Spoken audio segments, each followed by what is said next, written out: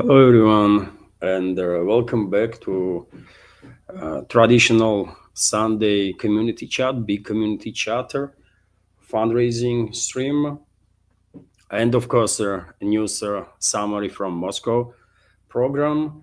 Today is 7th of September. Now it's 12 o'clock, middle of the day by Moscow time. And as always, dear friends, I have prepared a new segment for you with all the or majority of the news on some major developments that Russian media and public is paying attention to. News that most likely will have an influence either on a regional scale or on a global scale.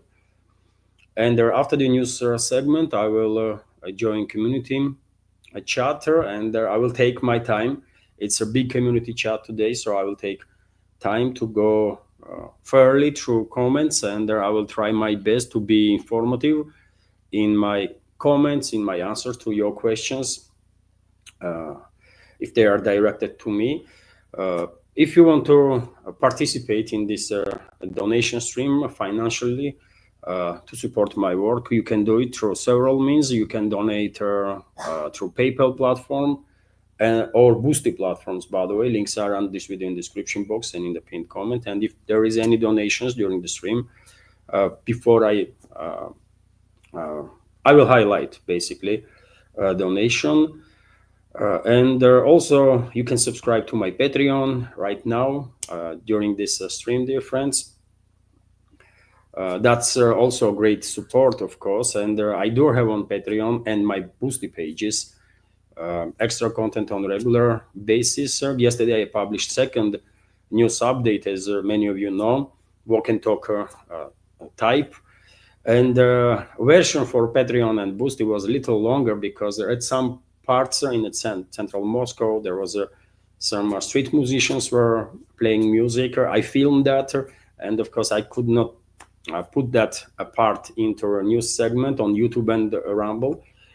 It's too dangerous, but I did publish their full video on Patreon and Boosty, and there is always some extra content there, by the way, exclusive content. So that will count, of course, too. And well, please consider to join our Patreon community, dear friends. Also, during the stream itself, you can use a super chat feature on Rumble, where my channel is monetized, and you can send a donation through that super chat or rant, as it's called there, and you can become a premium subscriber on Rumble. So there is quite a number of ways, by the way, to support my work and this independent media project from Russia. Hopefully this stream will work out good.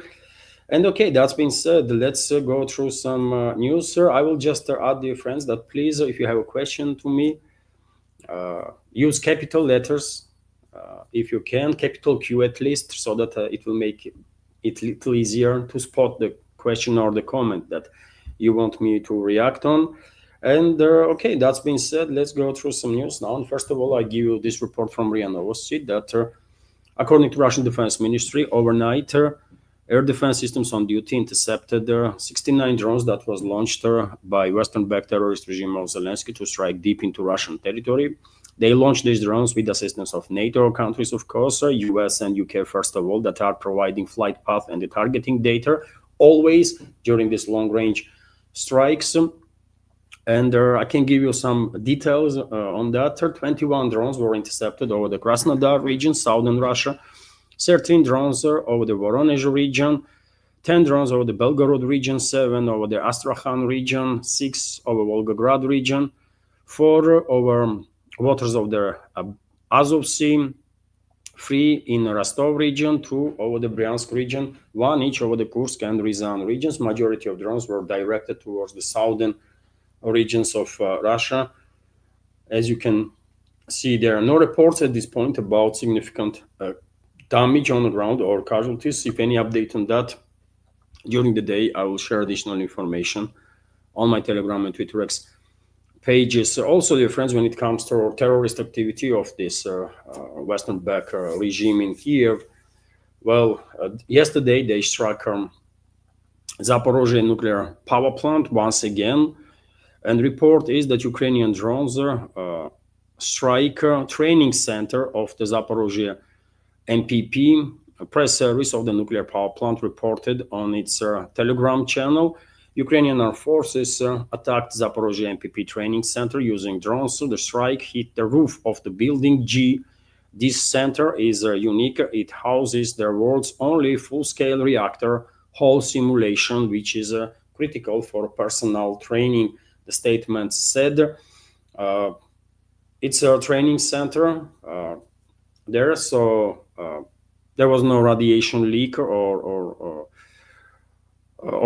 there was no threat to no immediate radiation threat to people, but fact itself that Kiev regime, with assistance of its NATO backers, continues to strike on nuclear power plant is, of course, something that we should all pay close attention to, because after all, we are talking about nuclear power plant, and Zaporizhzhia nuclear power plant is the biggest one in Europe, and on regular basis, Kiev regime, with the assistance of NATO, conducts this nuclear terrorism act. Russian side informed the International Atomic Energy Agency, which is a formally UN body, but in reality run by Israeli secret services, US secret services, and British secret services. And therefore, of course, none of us expects IAEA to make any clear statements in regards to this yet another act of nuclear terrorism by Kiev regime.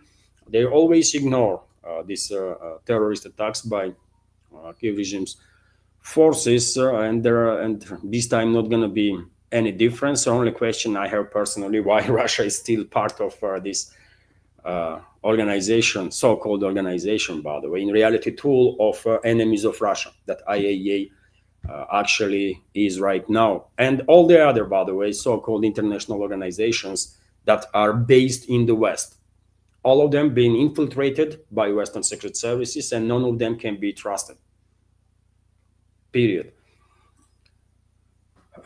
Also, dear friends, maybe because of the attack on Zaporizhzhia nuclear power plant and the other terrorist activity of the Kiev regime, plus some additional reasons, but Russian armed forces also launched quite a massive long-range retaliatory strike on an enemy, and the military and logistical infrastructure of the Kiev regime was targeted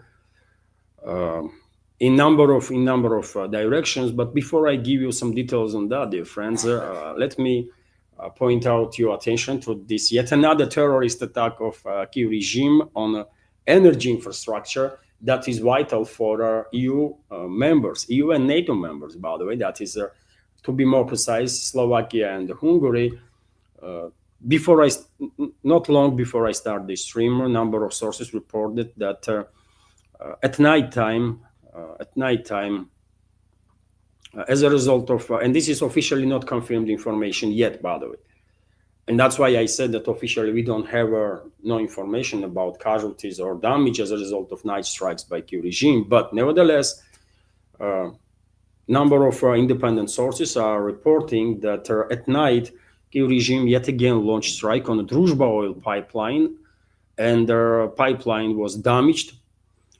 Infrastructure of that pipeline was damaged yet again. Information is not confirmed officially, but big channels on Telegram, for example, are reporting about it, and I guess based on videos that Kiev regime shared in regards to this strike through its propaganda means, I can.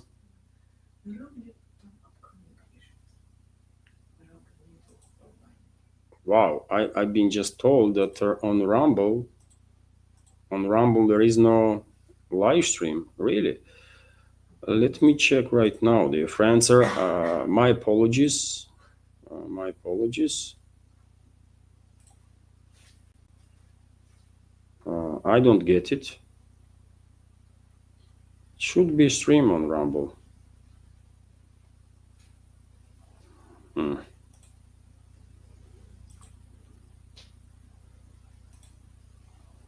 Maybe some issues with Rumble itself.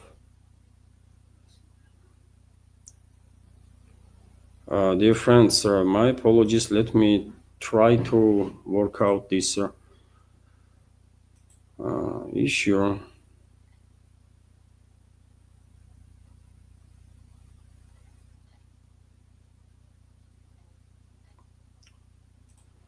is constantly some stream should start at 12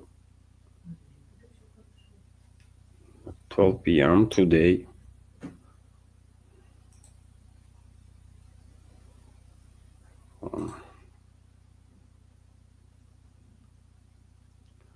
I don't know what is happening, dear friends, or maybe StreamYard has some issues with the connection to Rumble.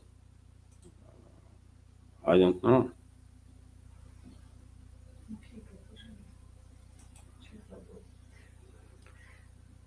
Chat is working, by the way, on Rumble, and I can see comments there.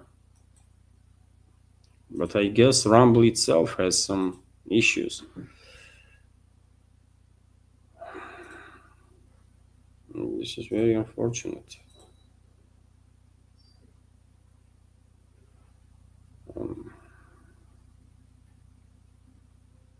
I don't know what to do, dear friends. I'm online. I connected Rumble too. And I guess there is some technical issues with Rumble itself. Because StreamYard is showing me that live stream is on both platforms at this point, on Rumble and YouTube, and I can see messages from or comments in the Rumble chat. So, okay, dear friends, let's continue. Hopefully, it will work out. Maybe Rumble itself has some technical issues, dear friends. Meanwhile, if you are on Rumble, for Rumble community, I will say to come to YouTube for a while until issue will be resolved there. I will continue with the news, dear friends. If nothing will work out, I will put a video of a news segment on Rumble then separately. Okay, let me continue now. And yes, Druzhba pipeline was targeted, and according to independent sources. And the only question I have at this point is why should Russia spend or waste basically money and the time on restoring a strategically important oil pipeline for Hungary and Slovakia, first of all, when these countries themselves actually are doing nothing against Ukrainian terrorists? What is the point for Russia not to take time in repairs of this pipeline, right? That's the only question I have, especially if we keep in mind that Russia can sell oil that's supposed to go through this pipeline on a market in a day, right? Easy.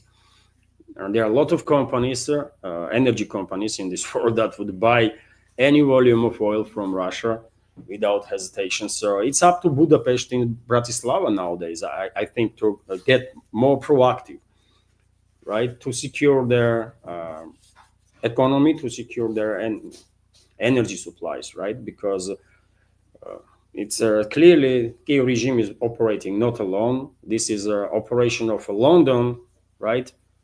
These are globalists, by the way, and globalists control their regimes in Europe that basically encouraging Kiev regime to do such strikes, and probably they are directly involved, right? British secret services probably are directly involved in these strikes. This is the way probably they think they might force both these countries, Slovakia and Hungary, to obey orders from London. It might work, I don't know, but in any case, I hope Moscow will take time, months, maybe 2 months, 3 months, right, to repair this damaged pipeline, and let the Hungarians and Slovakians deal with their issues on their own, right? They don't want to confront Ukrainian Nazis, okay? Then let them resolve their energy security in some other ways. As I said, dear friends, it's not just Kiev regime that is, and its NATO backers that are launching these long-range strikes on Russia, but also Russian Federation is conducting large-scale missile and drone strikes on a regular basis on military and logistical infrastructure of the Kiev regime. And last night, for example, according to Kiev regime's propaganda, Russian armed forces launched first time since the beginning of special military operation more than 800 Geopolitical drones to strike on Kiev-controlled territory, and also number of missiles, largest Russian drone and missile strike since the beginning of special military operation. And I can give you some directions of the strikes, by the way. So last night, Russian troops launched a long-range precision strike with the drones and missiles against military and logistical infrastructure of the Western-backed terrorist regime of Zelensky in Starokonstantinov, Kremenchuk, Kryvyi Rog, Kiev, Odessa, and several other areas. And by the way, in Kiev, there was a strikes on some warehouses where Kiev regime was storing some weapon systems and so on. But also, I believe this is the first time when Russian military struck decision-making center in Kiev. And we have reports that Ukrainian government building was set on fire as a result of Russian drone strike. At least that's what a mayor of Kiev, Klitschko, reported there. RT is sharing with public information on that. So the building of the Ukrainian government in Kiev has been struck by Russian drone. Mayor of Kiev, Vitaly Klitschko, said on Sunday. The Russian Defense Ministry has yet to comment on this matter. Ukrainian officials reported strikes in different parts of the capital, adding that the cities of Odessa, Kryvyi Rog, Dnipropetrovsk, and Kremenchuk also came under attack. And right now on your screen, dear friends, you can see aftermath of one of the Russian strikes in Kiev, where this government building is on fire. And who knows, by the way, this might be a warning shot. This might be a warning shot from Russian Federation for Kiev regime to come to their senses, accept Russian terms, and basically agree to end their hostility. Otherwise, who knows? Maybe from now on, Russia will actually begin hunting down leadership of this terrorist regime. This might be the case. I don't know. I cannot know for sure, of course, but information itself is quite telling. Maybe Russian president made decision that if Zelensky and his criminal associates not gonna agree on Russian terms, then there is no point for Russian side to allow them to move around freely as they do, by the way, for all this time, by surprising everybody in this world, right? We'll know how Western countries, for example, are operating whenever they are engaged in military conflict. They are going after leadership of their enemy straight away, and it does make sense, by the way. You take out your enemy's leadership, political military leadership, and you are bringing in chaos, right, among enemy ranks.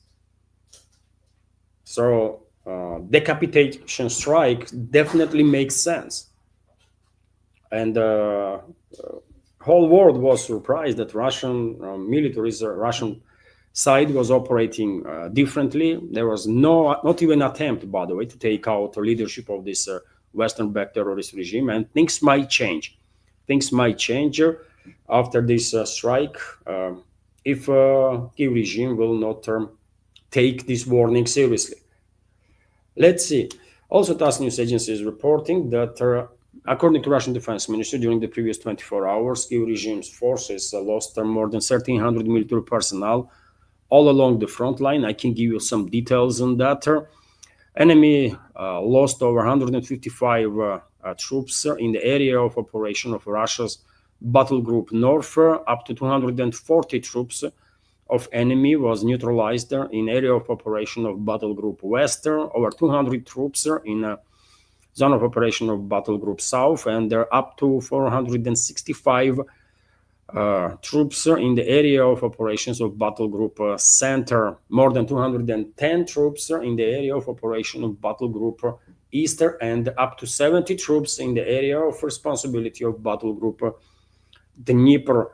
This is stats from Russian Defense Ministry about previous 24 hours. And dear friends, I'm quite often reporting about Russian Defense Ministry's report on casualties on enemy side, and for quite a while now, average number is about 12, 1300, sometimes 1500 daily level of casualties on side of enemy forces, and one might argue this is a relative drop in the numbers because there was times when Kiev regime was losing 2,000, 2,500 military personnel every single day, right? Especially during a counter-terrorist operation in the Kursk salient area.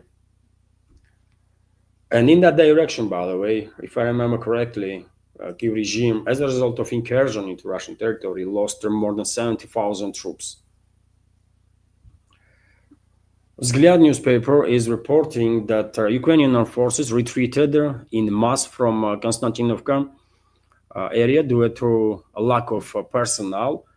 That's interesting news, and I'll share with you information that is circulating, by the way, on some bigger Telegram channels in Russian segment of internet that enemy, that is Kiev regime and their NATO leadership of the NATO member states are expecting allegedly are expecting large-scale Russian simultaneous offensive operation in Konstantinovka direction, in Pokrovsk-Mirnograd direction, in Kramatorsk and Slavyansk directions. I don't know from where this type of rumors have been generated. If there is any real plans on side of Russia to launch a massive, arrow type of offensive operation or not. But on several occasions, I did spot such information, and I was a bit surprised because I'm not quite sure it is, ground is ready, and ground I mean militarily, not actual ground. But I don't think Kiev regime's forces already are beginning to collapse all along the front line. I don't see no domino effect in this collapse. So therefore, why would Russian armed forces undertake this arrow type of offensives in all major directions simultaneously? I don't know, but maybe these reports, these rumors that are circulating on internet are true. We will find out, isn't it? But when it comes to this particular report about retreat of Kiev regime's forces from Konstantinovka area, details are that Ukrainian troops have withdrawn from a number of positions in their forest belt near the Konstantinovka, which is due to an acute shortage of personnel in the area. This was said by Deputy Commander for combat use of their separate assault detachment Rus of their volunteer corps, operating as a part of a southern group of forces with the call sign Wester. According to him, Ukrainian armed forces are experiencing shortage of personnel in the Konstantinovka area. RIA Novosti reports Wester, this call sign of this military, reported that Ukrainian units are retreating in mass from forest belts to near rear positions, trying to avoid direct clashes with the Russian troops. According to him, the Rus detachment, after liberating Chisov, advanced more than kilometers towards the Konstantinovka line and occupied or liberated a number of strongholds that was held by enemy. Despite their prepared defense of the Ukrainian armed forces, they avoid their small arms combat and any infantry battles, pulling up drone units, and infantry itself is pulled back, and is a rule. It is pulled back without fight. At the first clashes, they began to pull back to their rear, leaving entire forest belt, which may indicate a lack of human resources on their part capable of confidently holding their defense at these lines. And yes, it might be, of course, lack of manpower, but same time we should keep in mind that Kiev regime's forces are built up on forcefully mobilized people, and maybe those troops that are retreating from this forestry area near Kramatorsk that just don't want to be in part of this proxy war that West is waging against Russia. Maybe they just don't want to fight their brothers and die for geopolitical agenda of their globalists, collective West, and their proxy terrorist regime in Kiev. Maybe this is also playing some role, not just lack of manpower, right? Although, dear friends, as I reported in yesterday's second update, unfortunately, there is more and more instances when Kiev regime is executing its own military personnel that is tries to withdraw from any directions. I expect today or tomorrow videos to be published about yet another such instance that the Russian media reported yesterday. It was a 405th, or if I remember correctly,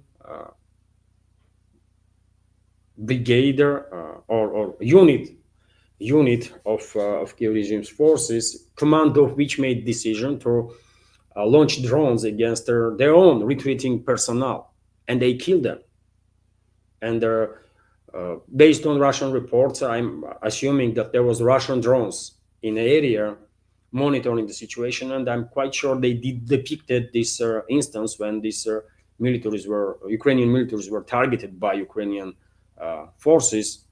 And probably either today or in upcoming days we will see those videos. So it is not that easy for this forcefully mobilized personnel, by the way, to either orchestrate, either contact Russian side and orchestrate or organize safe surrender, because they know they will be executed. There is a chance that they will be executed by their own fellow comrades with drones, artillery, and so on. And the same might happen with them if they will retreat. And there are many videos. If you want to see some videos, by the way, I mean, just search it on Telegram. You will see quite a lot of videos on internet, by the way. You will see quite a lot of videos with the execution of retreating or surrendering Kiev regime's forces by their own, by other Ukrainian forces. Usually it's the neo-Nazi formations that are engaged in these executions, right? And dear friends, before I continue, let me once again highlight that this is a big community chatter program, a fundraising program, and if you want to support, dear friends, you can donate through PayPal platform or Boosty platform. You can subscribe to my Patreon page and or Boosty page, and during the live stream, you can use a super chat feature on Rumble, by the way, to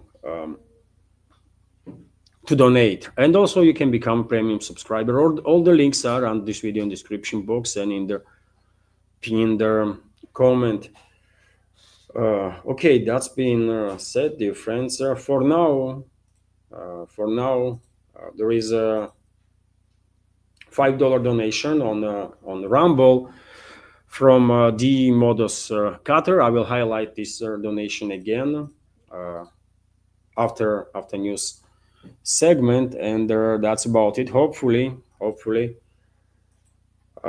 well, this project will get more supporter before stream ends.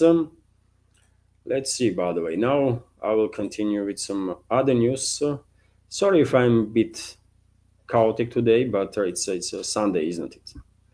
So Sunday community chat first of all, and now, dear friends, are on the topic of escalation, this proxy war that West is waging against Russia. You know, all last days, weeks even, globalist controlled European regimes were pushing this narrative to send their NATO troops, European NATO troops, into Kiev-controlled territory, and they have already, seems like, finalized this deployment of troops. We have this report from UK Defense Journal that UK Ministry of Defense has confirmed that their Army 2-star officer has been selected to lead the headquarters of their multinational force in Ukraine, with France and Britain jointly providing the higher level 3-star command. So they already are appointing commanders of this expeditionary forces that they want to send into Kiev-controlled territory. And Well, hardly anyone now can say that it's just the talks. They are already building a structure that will command with these troops, right? So it's serious. It's serious, by the way, and we all know what Moscow's position is on this matter.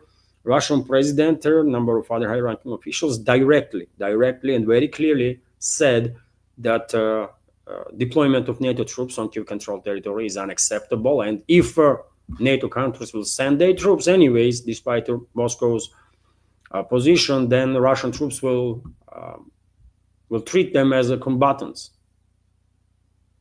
I mean, that was exactly what the Russian president said just a couple of days ago on the sidelines of Eastern Economical Forum, isn't it?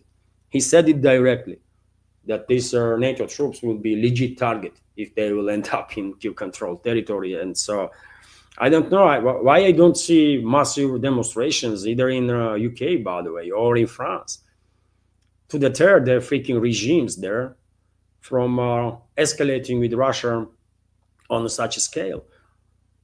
Are they even informed what is going on? I mean, public in there, either in UK or France or any other country from these 26 that allegedly are willing to send the troops into Kiev-controlled territory and to basically enter the war with Russia. That's what that is, isn't it? Let's say it as it is. They are sending troops to engage directly in military hostilities with Russia, and this would not end well for them, man. This would not end well.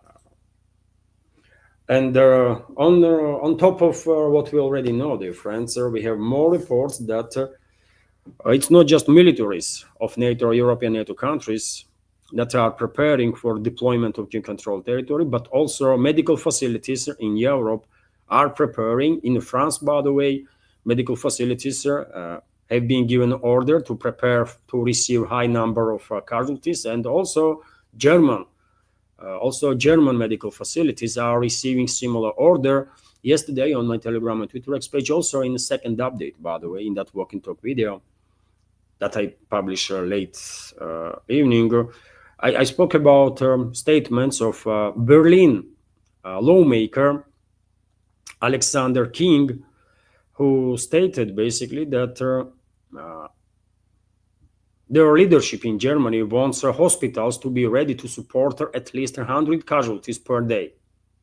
At least 100 casualties per day. That's Berlin, by the way. Right? So I guess very similar requests have been sent to medical facilities in other German cities and towns, right? And so if why is that? If decisions have not been yet made by globalists and globalist control regimes to provoke direct clashes with the Russian Federation, then what is this? Why they are putting medical facilities on high alert to receive a extremely high level of casualties? I mean, why?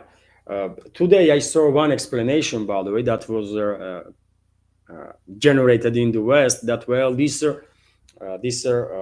orders for medical facilities in France and Germany and potentially in some other European countries too, by the way, especially ones that are relatively close to Kiev-controlled territory.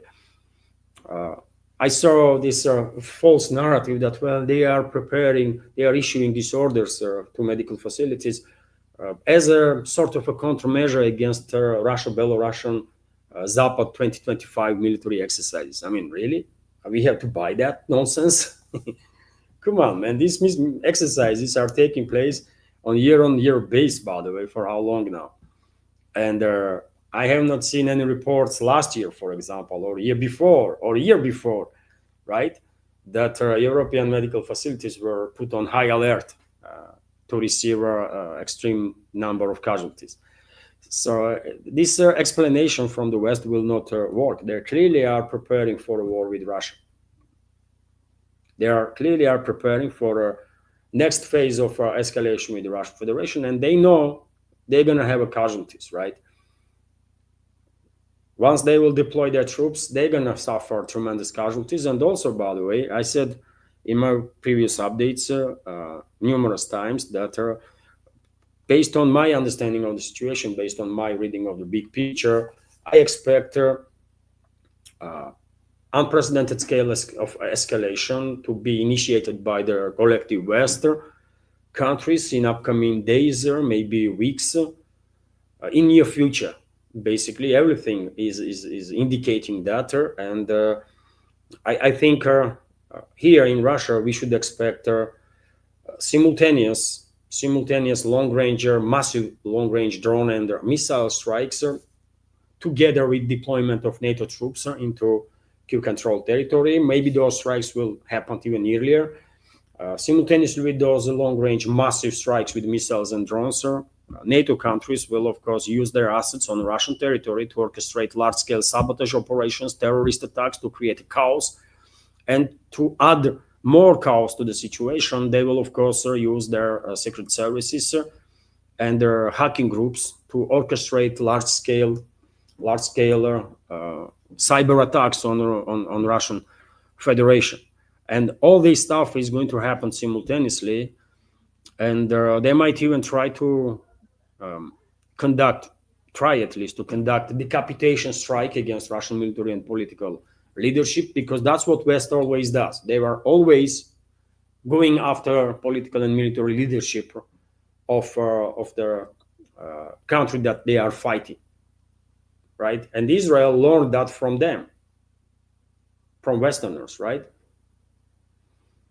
And so they might attempt, actually, also simultaneously with this unprecedented scale of escalation, to go after Russian president, Russian government members, also against Russian military personnel. So I'm quite sure security services are doing whatever is necessary to make sure that all those people that are on high level positions are safe and secure, and command chain is going to be intact, right? But in any case, of course, once West will go ahead with this inevitable at this point escalation, I think Moscow will retaliate. There will be no other options left for Moscow. Moscow will retaliate in a scale, and not just on the Kiev controlled territory, but also on against military assets of countries that will be engaged directly in this war against Russia.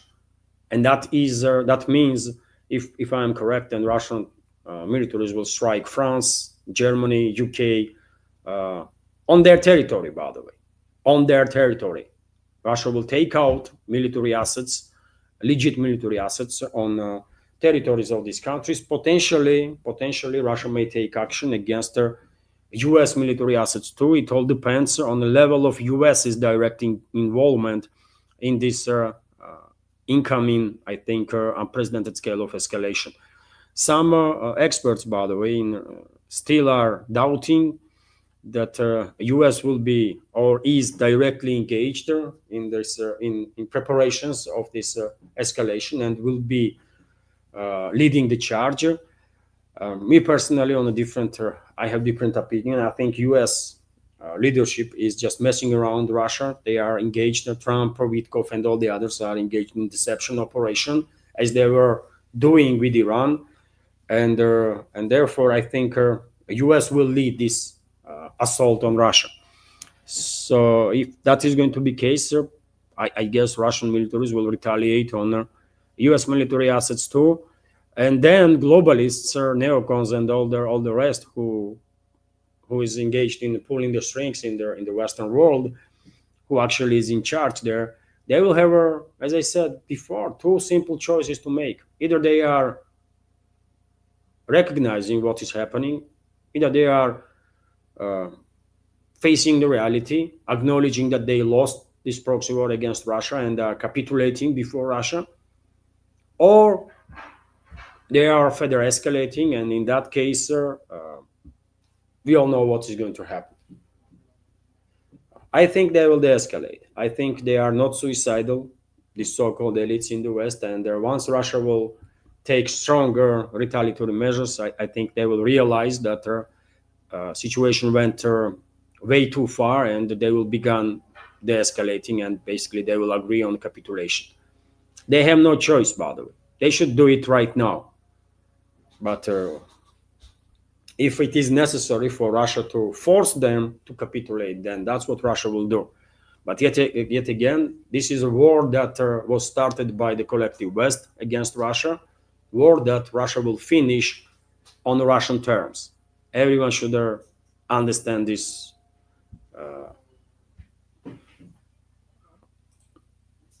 because that's how it is, right? And as I just mentioned, dear friends, there are still significant number of experts all over the world, by the way, that are still optimistic, as I was cautiously optimistic that maybe Washington was serious on the topic of the escalating with Russia. I'm no longer optimist, by the way, in this regard. But there are many people in this world that are still thinking that Washington is genuine, U.S. leadership is genuine in talks with Russian side, and they want to de-escalate. And one of the such persons, by the way, is Kirill Dmitriev, a special envoy of the Russian Federation in economical field. And yesterday he posted there, for example, he made this post, right, where you can see on top of this picture, you can see Stalin, Churchill, and Roosevelt. I don't know, this is in Yalta or where, but you can see that picture, and then you can see picture of Trump and Putin, right? And Dmitriev commented, Stalin, Roosevelt, and Churchill won World War II. Putin and Trump will prevent World War III. That's what Dmitriev is saying, and he also went to further comment on how this situation, and he said that settlement of Ukrainian conflict is approaching thanks to a dialogue between the presidents of United States and Russia. And this is also, I mean, when I see this post, by the way, was shared on the different social media platforms, I was surprised, kind of, because what Dmitriev is even talking about? After Anchorage summit, by the way, we learned that US has authorized transfer of 3,000 plus cruise missiles to Kiev regime, right? And many more weapon systems. And Dmitriev thinks this is the escalation, and this is he still thinks that US President Trump and his administration are honest in talks with Russian side.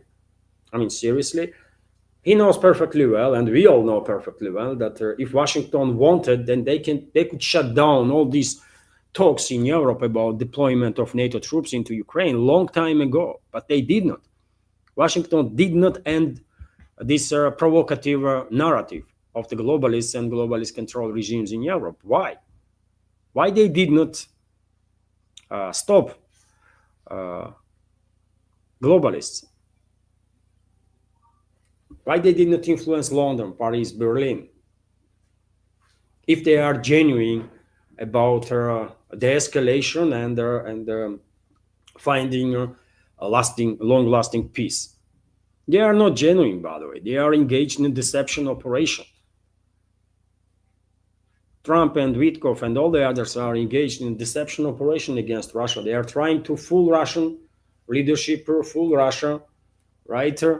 As collective West did, by the way, in regards to, for example, I mean, let's remember Minsk I, Minsk II agreements, right? And after all, we all know now for sure, because of the memoirs of former French President Hollande and former German Chancellor Merkel, that they were lying to Russia. While they were engaged in this Minsk I, Minsk II talks, they were lying to Russia. Their main goal was to fool Russia and gain some time to arm and prepare their proxy regime in Kiev as much as they possibly could. And they wrote about it openly, by the way, right? They are not even hiding this. So we have experience, right? We know how West is operating. They are using diplomacy as a tool of deception, period, right? And I don't think we can afford to be cautiously optimistic in regards to Western elites and to trust them. We cannot afford that because uh, that will be a grave mistake on our side. That's it, man. So I have to disagree with Dmitriev completely. By the way, he's wronger. I still don't understand why part of Russian elites that Dmitriev is belong to is still pushing this narrative that, well, we can do business with US, right? US is different, sort of, they are not like these European elites. While in reality, US elites are even worse.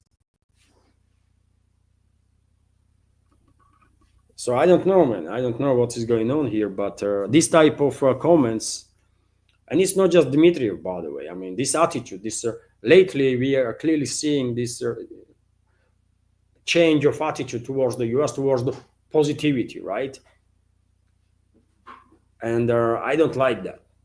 I don't like that because we're gonna end up in a trap. We're gonna pay heavy price for this mistake, right? And I'm not talking about US as a people of US, by the way. Obviously, I'm talking about US political elites that are operating under the name of US, right? Lately, there is a clearly shift, right? In media field here in Russia, and there are some influential groups in Russian elites are actually promoting this idea that we can. Trump is a different. Trump's administration is different. They are painting some positive picture of this group, right? Why? Why they are doing this? When objectively speaking, we have no reason to believe that they are genuine, right? After Anchorage summit, Trump authorized transfer of 3,000 plus cruise missiles to Kiev regime. Does it look like they are genuine about the escalation? No. So I mean, I wonder, what is the motives of these people, man? What is the motive of these people that are painting this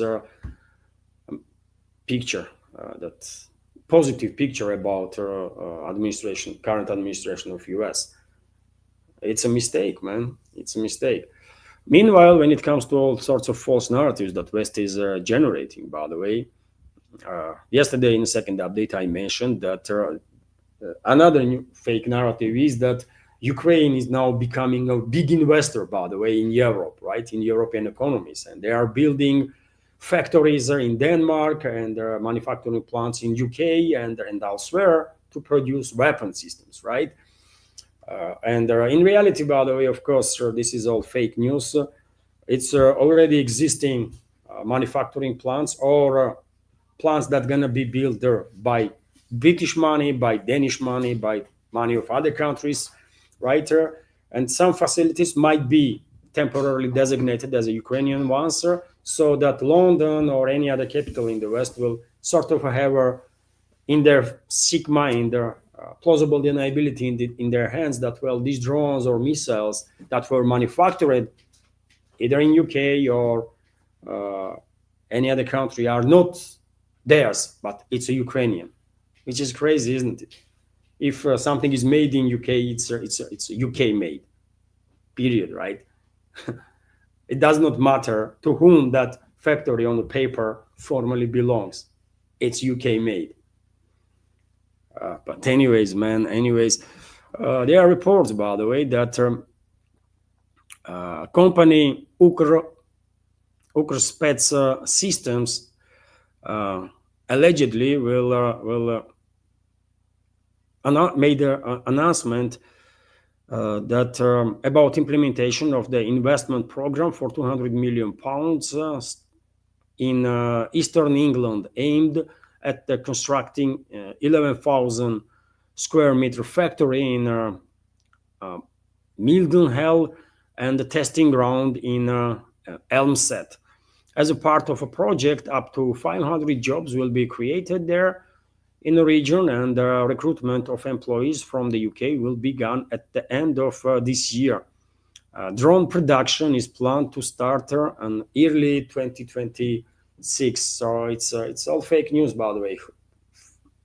Kiev regime has no funds, right, to invest anywhere. They're completely dependent on the money flow from the Western countries, right?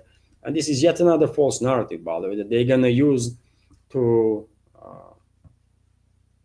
mislead the people that it's not UK is engaged in this war, but it's Ukrainians. I mean, they are building these missiles and drones, and it's none of us. It would not fly, by the way. This would not fly, this false narrative, but they can try. If they think, by the way, if British leadership thinks that they're gonna forever being engaged in this proxy war against Russia and Moscow will not retaliate, they are wrong. They are wrong. Moscow will retaliate, right, and strike on British soil. It's coming, by the way. Russian strikes are coming. It's a matter of time. I'm not happy about it, but Russian strikes on UK is coming. On Germany, Russian strikes are coming. On France, Russian strikes are coming. On Romania, on Poland, by the way, on others. Russian retaliatory strikes are coming. It is what it is. I guess Moscow already even made decision on that, right? And all they do now is just wait for excuse. And this excuse, they will get this excuse, by the way, right? Because West will escalate tremendously on unprecedented scale in very short time against Russia. And after that, all bets are off. And when it comes to drones, dear friends, we have this report that Trump reclassifies heavy attack drones as aircraft to sidestep World Missile Control Treaty and sell hundreds of these advanced Reaper drones, for example, to Middle East and Eastern Ukraine. Maybe Trump wants to give these drones to Kiev regime, and that's why he's messing around this agreement, this treaty. Also a possibility, by the way. Dmitriev and some other people in Russian elites might think that Trump is genuine in terms of de-escalation, but he is lying, by the way. Trump is engaged in a deception operation against Russia. His administration is engaged in deception operation in Russia, and my hope is that Russian president, by the way, not gonna fail to this deception again, as he did with the Minsk 1, Minsk 2 agreements, by the way. And before that, in 2014 too, when Western elites promised that they're not gonna go ahead with a regime change in Kiev, they agree on the de-escalation, and the very next day, by the way, they ordered their assets in Kiev to go ahead and remove Yanukovych. So hopefully Russian president will not fail to this deception from Western elites again, as he did on numerous occasions, because it's just really too much, man, right? Anyways, dear friends, let me also share with you this report that Poland has purchased American-guided glide bombs at their MSPO. An agreement was signed for the purchase of delivery of small-sized guided GBU-39B bombs. The contract value is about 120 million US dollars, and deliveries will begin in 2028. Number of bombs is not disclosed, but recalling Pentagon's approval for 1,400 bombs worth 180 million, the figure is around 1,000 GBU-39s. Primarily, these bombs will arm Poland's will be used by Polish F-35s and F-16s, but local media suggest that the country may consider the Ukrainian experience of integrating NATO munitions on the MiG-29s too, and Poland still has some MiG-29s, isn't it? If they did not give them all to Kiev regime. And so MiG-29s might also use these bombs potentially, and this information, as all the other informations about militarization of Poland, is first of all should be interesting to German people, by the way, and Germany, because I am 100% convinced, million% convinced, by the way, that it's only a matter of 5, 10, max 15 years, and Germany and Poland gonna end up in a war, actual war, by the way. I have no doubts about that, even for slightest. RT is also reporting that, well, JD Vance is in headlines, and for all the wrong reasons, by the way, because uh, he went to say that he don't cares, basically, if civilians or what people will think about US, if people will think that US committed war crime, killing civilians on a speedboat off coast of Venezuela. Not really pleasant way to conduct yourself when you are vice president of the US, but it's a US, by the way, right? I mean, US political class is on the levels that one should expect anything from them, right? When they are degenerated on such a level, and US political class is, by the way, fail to their lowest possible levels, right?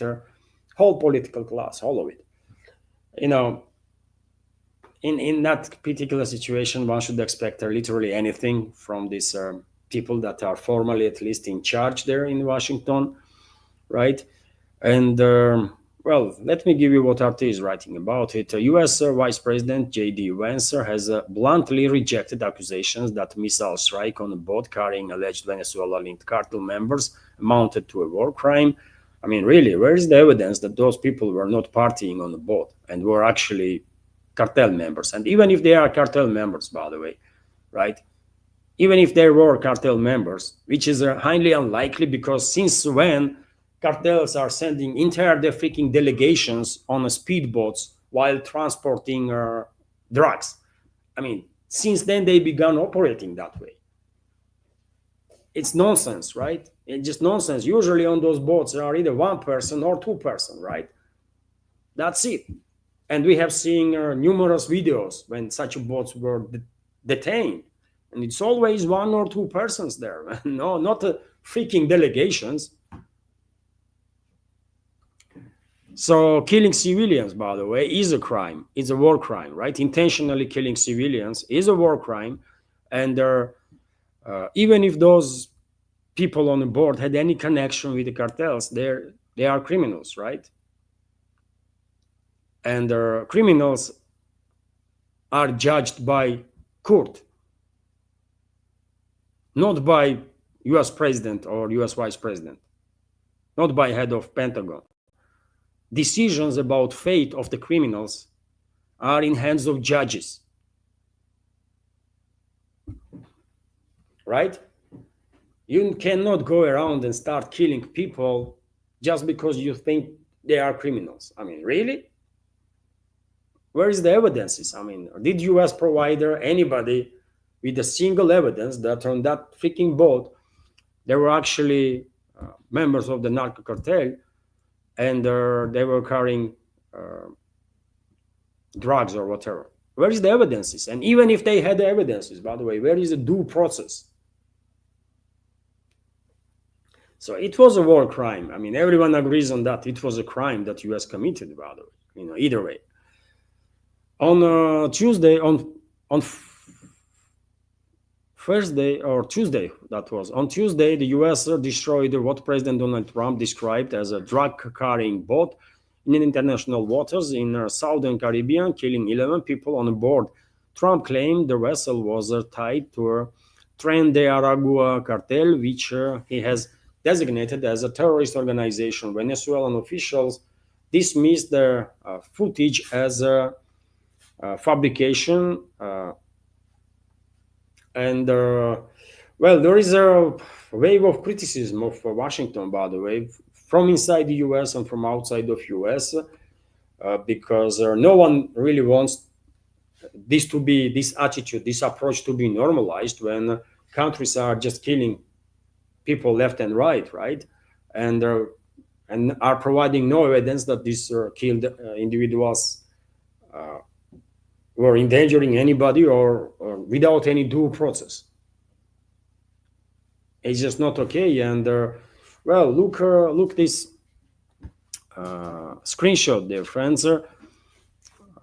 J.D. Vance first commented that killing cartel members who poison our fellow citizens is the highest and the best use of our military. Well, kill all of them, but make sure that you You have legal ground for that, right? I have no sympathy, by the way, towards criminals whatsoever. But do some due process. You killed those 11 people, and no one really knows who they were, and no one ever gonna probably learn who those people were actually. You know, or maybe tomorrow we will find out that there was some freaking party of some Brazilians or Argentinians on a boat, right? And they disappear. They went missing.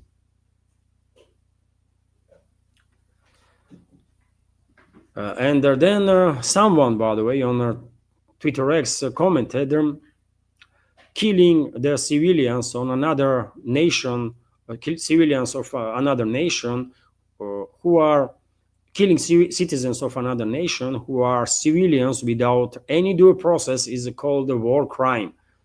Brian Krasenstein commented on that, and JD Vance responded, and probably you can see what he said, isn't it? That he don't give a shit about what this particular person or anyone else will call it.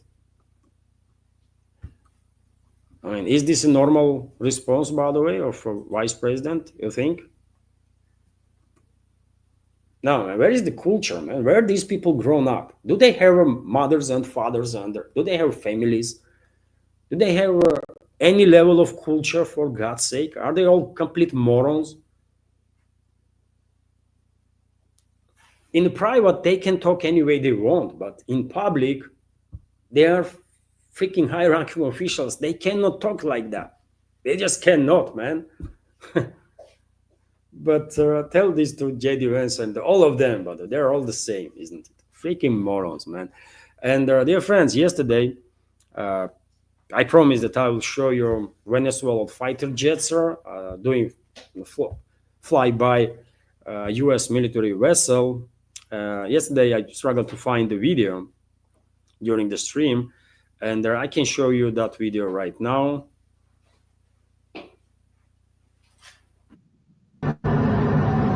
So this is the video.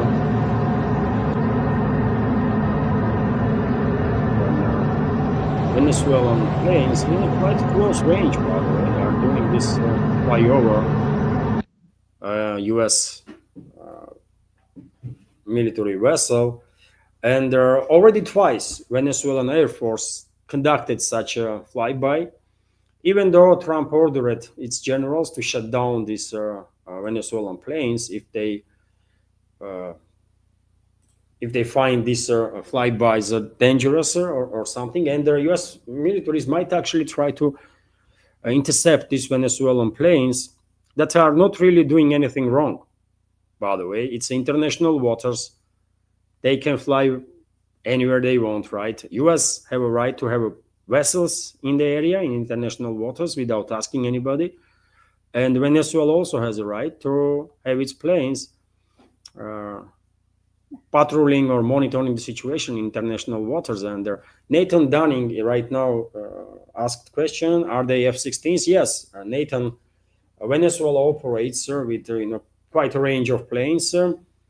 These ones are F-16s. They also have Su-30 planes, Russian-made Su-30 planes. So Venezuela does has quite a capable aviation. And if they have profi pilots, if they actually do have professional pilots, when U.S. will attack Venezuela, and I have no doubts that currently there is a high risk that U.S. going to go ahead with a strike on Venezuela. At that point, if this Air Force of Venezuela is used professionally, they can actually do some very serious damage to U.S. strike group there. They can launch anti-ship missiles from 100, 200 miles away, by the way, right? Without getting inside the zone of operation of air defense systems of those strike group. Venezuela most likely has also ground-based anti-ship missiles, and they will have no issue with the flight path and the targeting data. I'm quite sure about it that Venezuelan long-range systems will have no issues with their flight path and the targeting data to eliminate U.S. military vessels. Yet again, it all depends on the level of professionalism of Venezuelan militaries. If they are good, by the way, then they can do some very serious damage to U.S. Navy. Even though, of course, when it comes to comparison, there is none, right? Of course, U.S. is, I don't know, 100 times more powerful than Venezuela. It's true, maybe 1,000 times more powerful on the paper, at least, right? But if U.S. will dare to send its troops into Venezuela, and if people of Venezuela will fight, in that case, U.S. will have no chance, by the way, to win the war. Quite sure about it. U.S. militaries have not won a war since the Second World War, man. So they don't even stand the chance, right? And I reported in previous updates that Venezuela's government is mobilizing, or at least planned to mobilize, about 8 million people. That's what they are declaring. And if, let's say, if they're not going to be able to actually mobilize 8 million people, but if they will mobilize 2-3 million, I mean, do you really think U.S. militaries are capable of fighting 2-3 million people? No, man. No. It is what it is. So, okay, that's been said, dear friends. Let me continue with some other news now. And what else do I have here? FBI Director Kesh Patel commented on either through social or Twitter X that FBI is putting all cartels on a notice. We are not playing defense. We are eliminating drug and cartel trafficking at the source, with Los Choneros and Los Lobos now designated as foreign terrorist organizations. Their drug money pipelines are drying up, Kesh Patel is saying. So state institutions, by the way, in US, all are engaged in the creation of these false narratives, and they're going to go after countries that they want to recognize. And they will use this narrative of drug traffickers, right? While in reality, biggest drug trafficker in this world for decades and decades is CIA and the Pentagon. CIA and the Pentagon are biggest, and State Department, by the way. They all these three are same, right? State Department, Pentagon, and CIA are one of the same. And if you want to find their biggest drug traffickers, then go to Langley, go to State Department, go to Pentagon. What you have lost in Venezuela, man. Right? But they're going to use this false narrative, by the way, to justify attacks on all the countries in Latin America that they lost control of. And they're going to try to recolonize them, right? With regime changes and so on and so on. It depends how successful US will be with Venezuela, if they will have any success at all. maybe some adequate people in White House will actually manage to bring some sense among in US leadership, and explain to them that it's going to be total disaster for the US if they will actually get engaged with Venezuela militarily, because it's going to be disaster, by the way, for US, right? If first of all, I mean, as I said, if Venezuelan people, and I don't have studies on my hand, but if Venezuelan people are not inclined to tolerate a recolonization of their country by US or by anybody, they will fight, man. They will fight, and there is no way US gonna defeat them. No way. It's just not happening. So maybe US will back off. Maybe in next day or two, or in upcoming weeks, US will begin de-escalating all this situation and will remove its forces from Venezuelan direction, but I don't know. We will find out. And Trump same time is engaged in a war with its own cities, isn't it?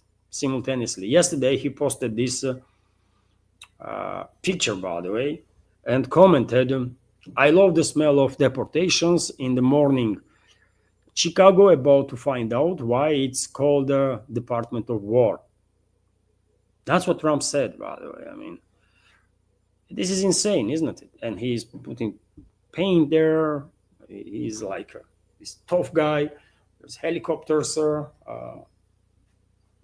on the picture, some fires and stuff. And he's threatening Chicago with a war. What the hell is wrong with this individual, man? He is threatening his own citizens, his own city with the Department of War. What the hell, man? I can understand if FBI will send some special forces to deal with the criminals in Chicago, in Los Angeles, in everywhere, right?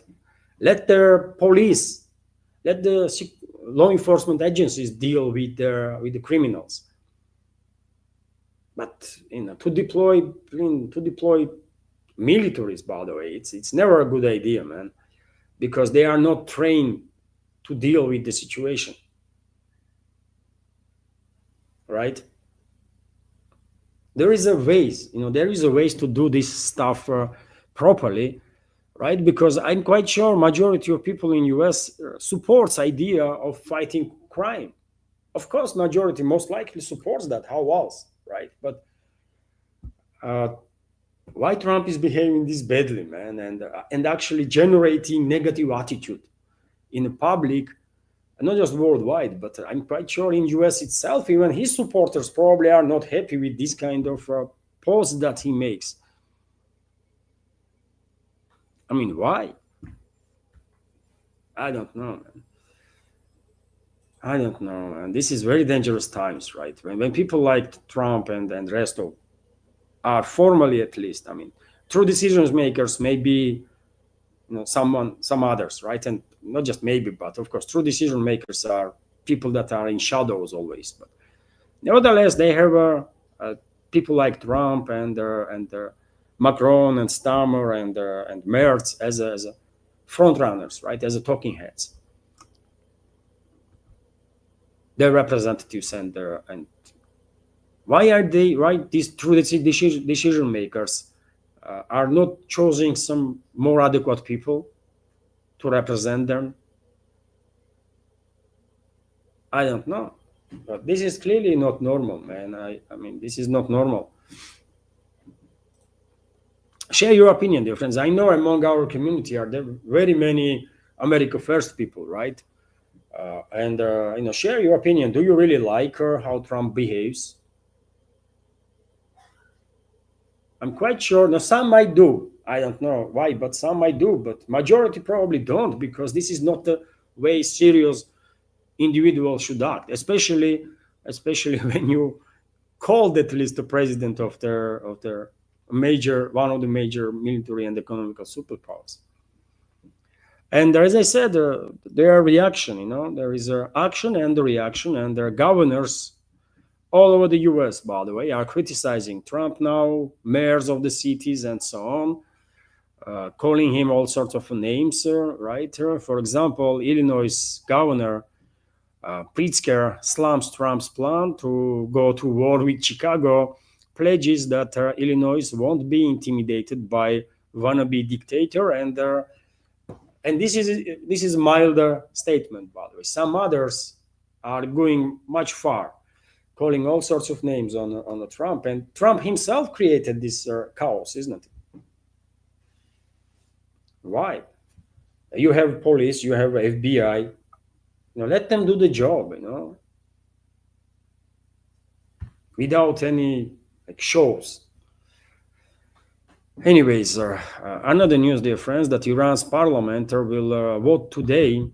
This is report from yesterday. So Iran's parliament will vote today on whether to withdraw from a nuclear non-proliferation treaty or not. This is very significant, of course, and there is a possibility, by the way, that Iran will withdraw from this treaty. Of course, I will monitor the media, and in next updates, I will give you information what kind of decision was made in Iran. I would not be surprised at all if they will withdraw from this treaty, because they learned the lesson, right?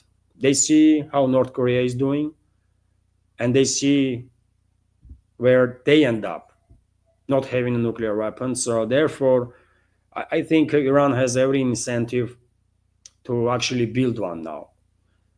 I have no doubts that before Israeli-US attack on Iran, I really don't have a doubt that Tehran has no was not working on nuclear weapons and has not even planned to work on nuclear weapons. But after this attack, by the way, one have to be fool, by the way, to have a capability to build a nuke, right, to defend yourself, and not to do it.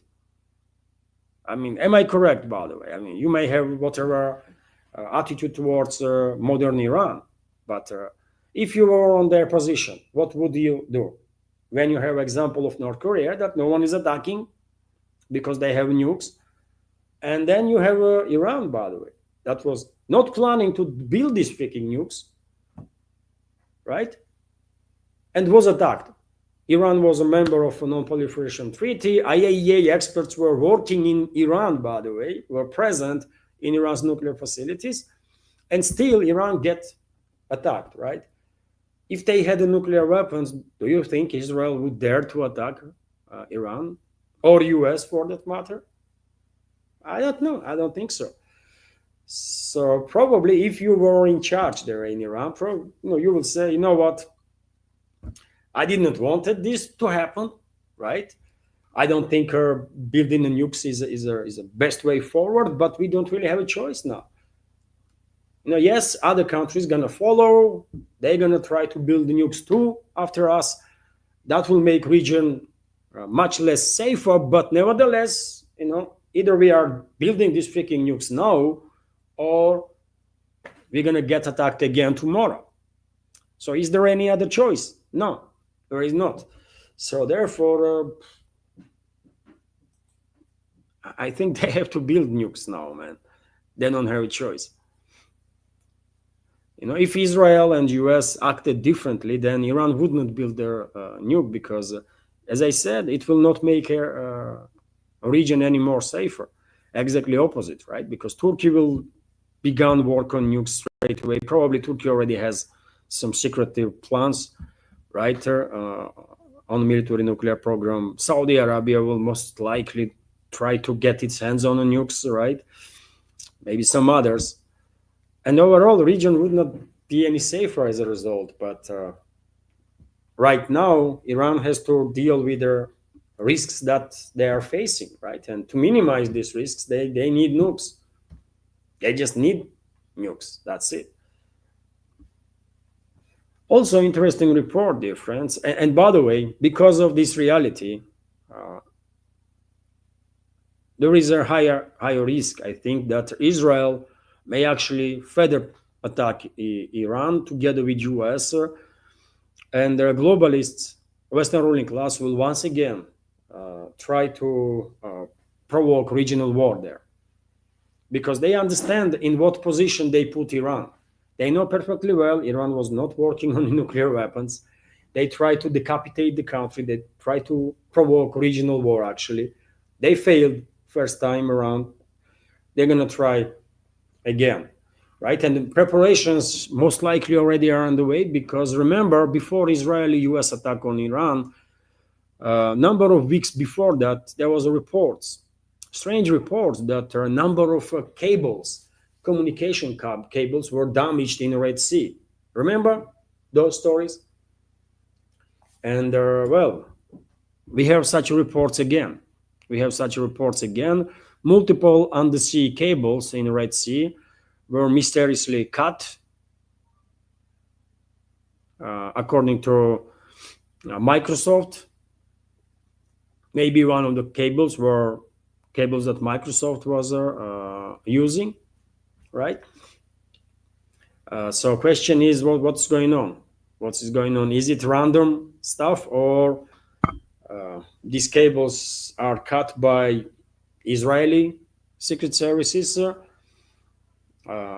maybe US secret services, to disrupt communications in a region. I don't know. But I clearly remember that before Israeli-US attack on Iran, uh, there was also reports about cables being damaged in the Red Sea and in the region, basically. Also, when it comes to wider Middle East, by the way, including North Africa, we have this report that Libya's uh, Khalid Haftar met with Russian defense minister Andrei Belousov. Khalid Haftar is, of course, head of Benghazi government of Libya, unrecognized by UN, but basically recognized by Russia, at least de facto, right? And his visit in Moscow demonstrates that. And Russian PMCs, by the way, were working with Khalid Haftar for quite a while, right? And there is a Tripoli government, right, in Libya. Country is divided in several parts. Biggest parts are controlled by Tripoli government, which is recognized internationally by UN. And there is a Benghazi government, and also there are some territories that are controlled by some tribal groups, armed groups, and are basically uncontrolled territories, at least for Tripoli and Benghazi. And Moscow clearly sending message, by the way, by receiving Khalid Haftar in Moscow. I don't know what message is. Maybe this is a message to Turkey. Turkey is supporting Tripoli government, by the way, for example. Maybe this is a message for Turkey, maybe for a number of European states that are also supporting Tripoli government, although in Europe is divided on that. There are some countries in Europe that are supporting Benghazi government. Benghazi is a major city when it comes to energy exports from Libya. All the infrastructure mainly is located there in Benghazi area. And so, yes, clearly some message from Russia. Maybe Russia will assist Khalid Haftar forces or Benghazi government to either resolve issues with the Tripoli government peacefully, or to be in a position to resolve the issue militarily. There was an attempt, by the way, like a year or 2 years ago, by Benghazi forces to take on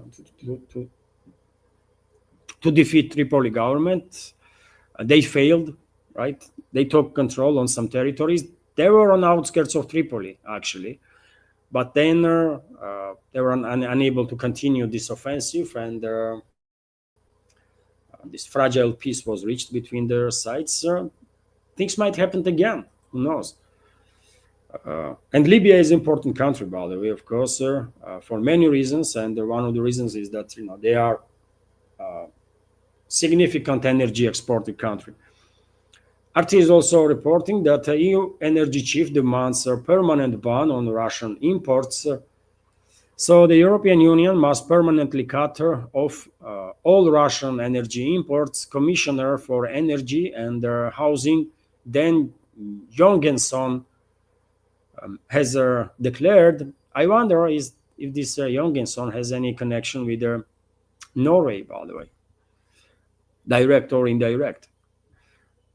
Because Norway is making crazy good money, by the way, due to all this confrontation between European states and Russia, right? And Norway is also major gas and oil exporter.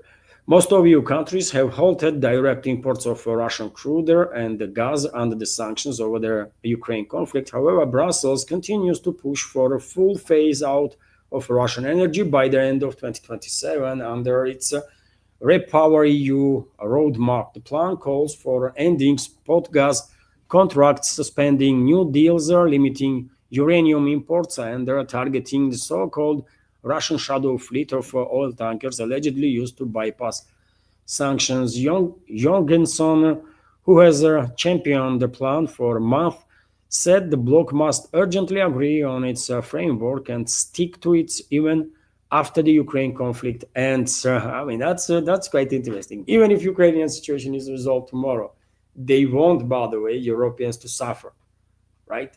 Their hatred towards Russia is such, by the way, that they don't want to hear anything about normalization of the relationships. Not at all, right? No, they want hostilities towards Russia to stay forever. And they will manage that, by the way. They will manage that. The different point is that does Russia really wants cooperation with the European states? I mean, really. On a the political, economical levels, that is, Russian door into Russia should be always open, I think, for ordinary Europeans, right? Ordinary citizens, if they want to come, just see, get know people, culture, traditions, history. I mean, they should be always more than welcome, right? But when it comes to political and economical ties with Europe, I mean, does Russia really needs that? No, Russia. I mean, ironically, by the way, due to these hostilities from their European regimes, globalist controlled European regimes, Russia is in unique situation now when when it has an opportunity, actual, real opportunity to distance itself from Europe, right? As much as possible, and I think this opportunity have to be used. And I don't think there is any need, by the way, for a large-scale economical or political cooperation with their European states. No, just let them ignore us, our existence, and let us ignore them. That will be better, for both. I mean, I maybe not for Europe, because give it to 20, 30 years and Europe can end up in a very dark place, possibly even earlier than that. But I mean, for Russia, that will be better. Russia will be better off without Europe, man. It's sad reality, but especially if you keep in mind that Russian leadership, including Putin, by the way, was trying hard to build to push towards the cooperation between Russia and the West, right? Russia and the Western countries. And the Russian president was calling for creation of a united economical zone from Lisbon to Vladivostok. That will benefit everybody. And if Europeans listen, by the way, I mean, they would be in a very different situation now, and they will have a very different future. But they did not listen. They chose to be hostile towards Russia. And okay, then, I mean, you see their attitude, isn't it? This Jorgensen, energy chief of Europe, who has championed the plan for a month, for many, many months, said that bloc must urgently agree on its framework and stick to it even after Ukrainian conflict ends. That is forever. Okay, man. I don't think Moscow gonna have much issues with that. Also, dear friends, I mean, let me remind you that there was I can see donation on a boosted tour. I will highlight that in a minute, dear friends. And let me remind you, if I may, that this is not just a news update, but also a community chat, big Sunday traditional community chat, and also fundraising stream, and to be able basically to work full time on this project. And if you like to support, dear friends, you can use several means. All the links are on the description box in a pinned comment, and will be in a pinned comment. But right now you can check description box and you will see there link to PayPal, Boosty, Patreon, and on Rumble you can use super chat feature to donate. Meanwhile, I will continue with this news that foreign central banks now own more gold than US treasuries, for the first time in almost 30 years. That's the news for you about process of de-dollarization. A recent survey also found that 43% of central banks plan on increasing their gold holdings over the next 12 months. For decades, the US Treasury market has been the bedrock of a global foreign exchange reserves, holding gold instead of a clear move to reduce dependence on US dollar and the US financial system.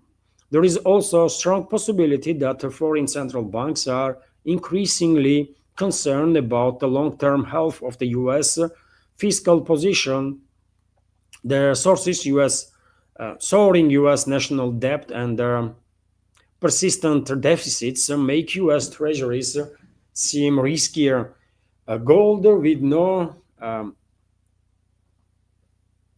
counterparty risk is their ultimate hedge against fiscal profligacy, whatever that is. Well, gold is in a safer way, basically, to invest and keep your assets safe. And yes, by the way, I have to agree with that. Veterans of our community remember that I mean, since I started working on this project, by the way, whenever there was a topic about gold prices, I was always saying that if I had any reserves or any savings, I would invest in gold. And well, unfortunately, I was unable. I never had savings to invest in anything really, right? But if I did 3 years ago, by the way, invest in gold, I would not just save their assets, but I would actually make some good profit on it. And gold is first of all for saving, right? But demand is so high and increasing that if you invested in gold some 3 years ago, you actually did make profit on it, not just save your assets. And this process is going to continue, by the way. I'm quite sure it's only a matter of maybe a year or so, and gold will reach $4,000 for an ounce, maybe more. I don't know what is gold price right now, but it's gonna go up further for sure. And this process of the dollarization is just unstoppable, by the way. Hopefully, BRICS will come up soon with alternative reserve currency and alternative financial and the banking system before Western financial and the banking system gonna get burst. So that world will have something to rely on, right? Also, dear friends, there is reports that Trump may meet Chinese leader Xi Jinping in South Korea next month. Serious discussions for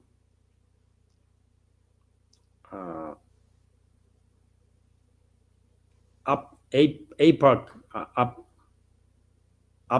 sidelines meeting. CNN reported, but no firm plans yet.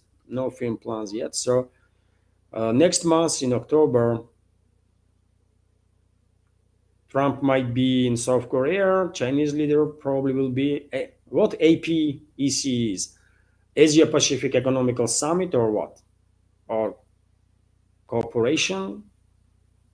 Anyways, there's gonna be something happening in South Korea, and Trump might meet Xi Jinping. Although I doubt that. Trump was quite insulting towards Chinese leader and towards China, by the way, in recent days and weeks. And I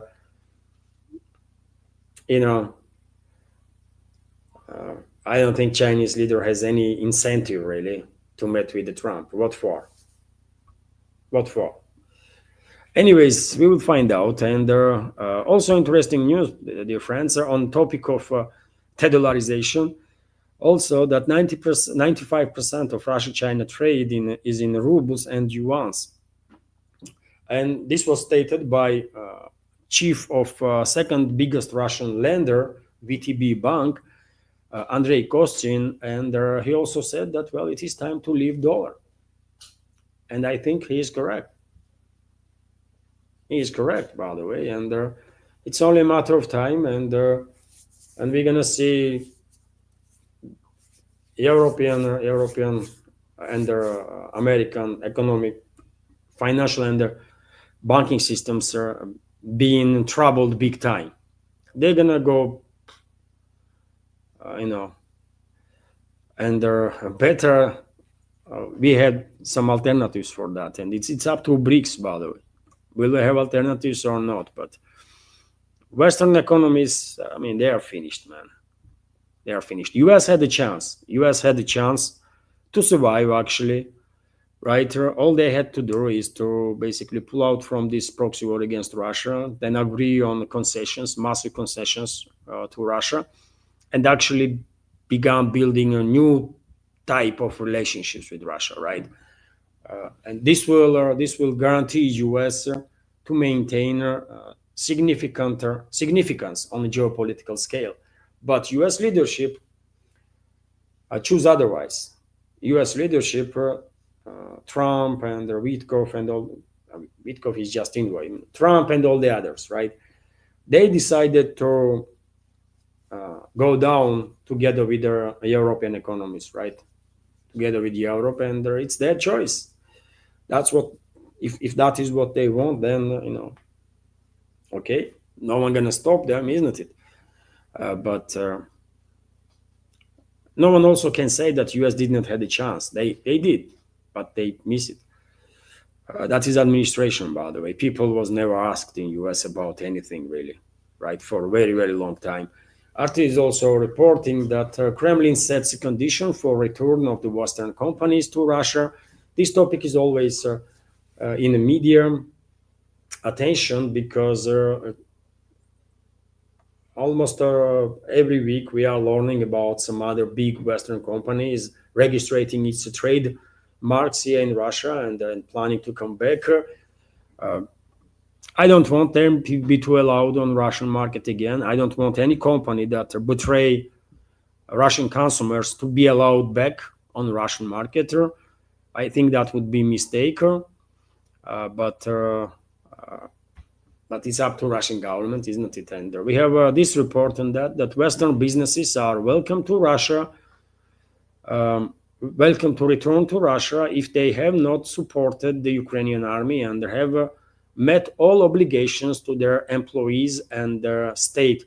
Kremlin spokesman Dmitry Peskov has said in an interview with the TASS on the sidelines of the Eastern Economic Forum in Vladivostok, released on Saturday, Peskov outlined Moscow's approach to foreign companies that left the Russian market after the escalation of the Ukraine conflict in 2022 and their Western sanctions. He stated that it would be wrong to say we are not interested in these companies returning. According to Peskov, many companies that left reserved their right to return, fulfilling all their obligations to employees and the Russian regions. Yes, this is true. Many companies, by the way, they fulfilled what their obligations they had and continue to do so. Many companies are still have facilities here in Russia, by the way, stores and so on. Maybe not working, but they are still paying wages to the staff, right? In central Moscow, by the way, you can see many offices of famous brands that are not operating, but they are getting ready. That's also interesting sign. I mean, they are kind of getting ready to reopen.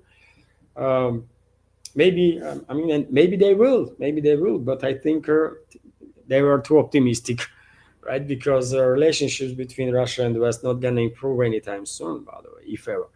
But anyways, according to Peskov, many companies that left reserve their right to return, fulfilling all their obligations to employees and to Russian regions. With them, of course, we need to conduct a very careful, respectful dialogue, observing our interests.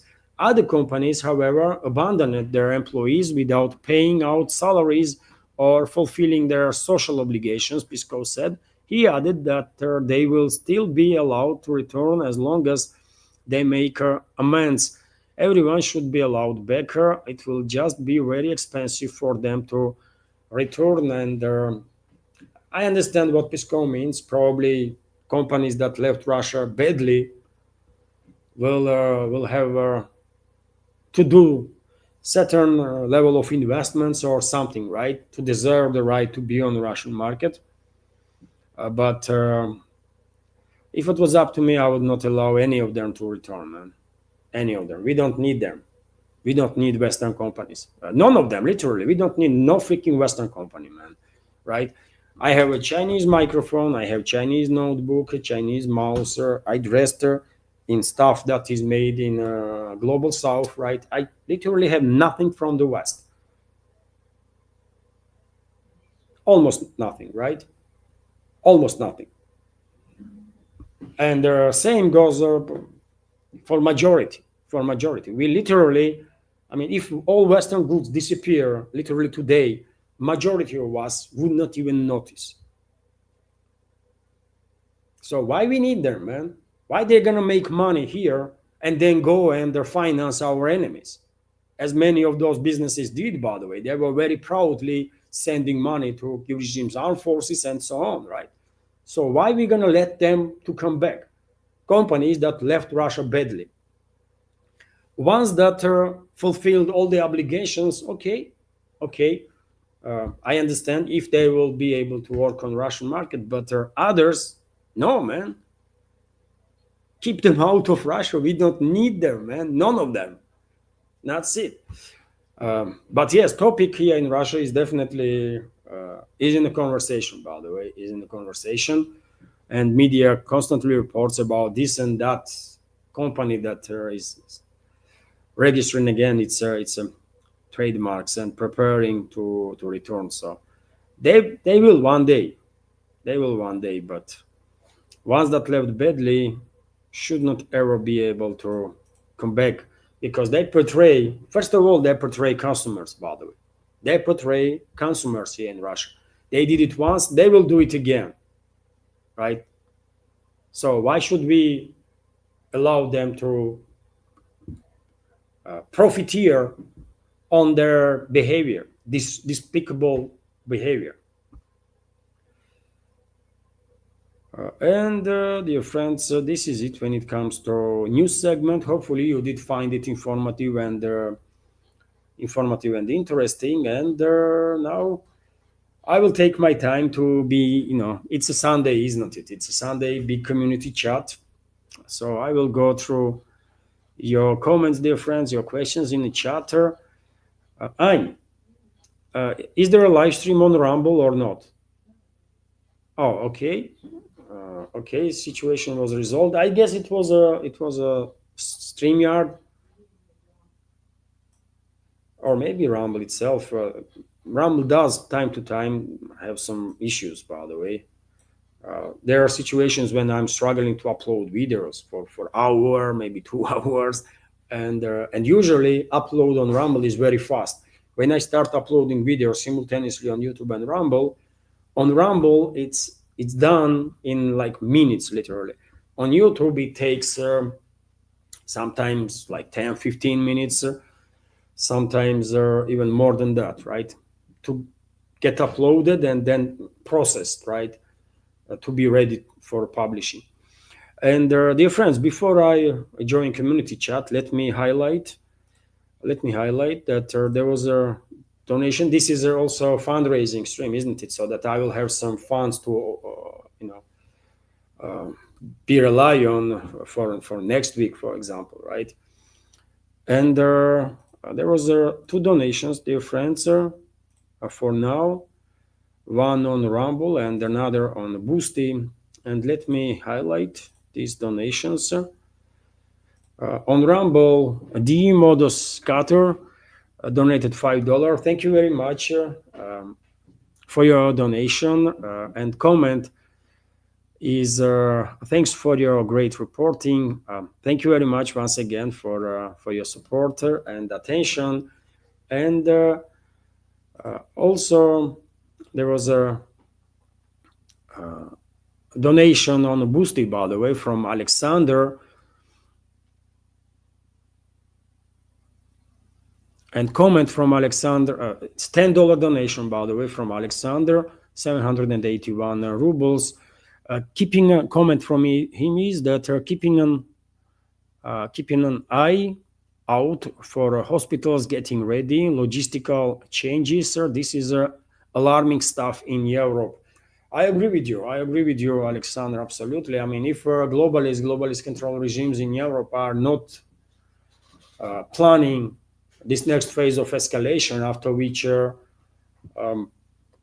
direct military engagement between Russia and the NATO countries to be expected, then why would they put on high alarm medical facilities and also logistical infrastructure, by the way? Why would they take this action? It's nonsensical, right?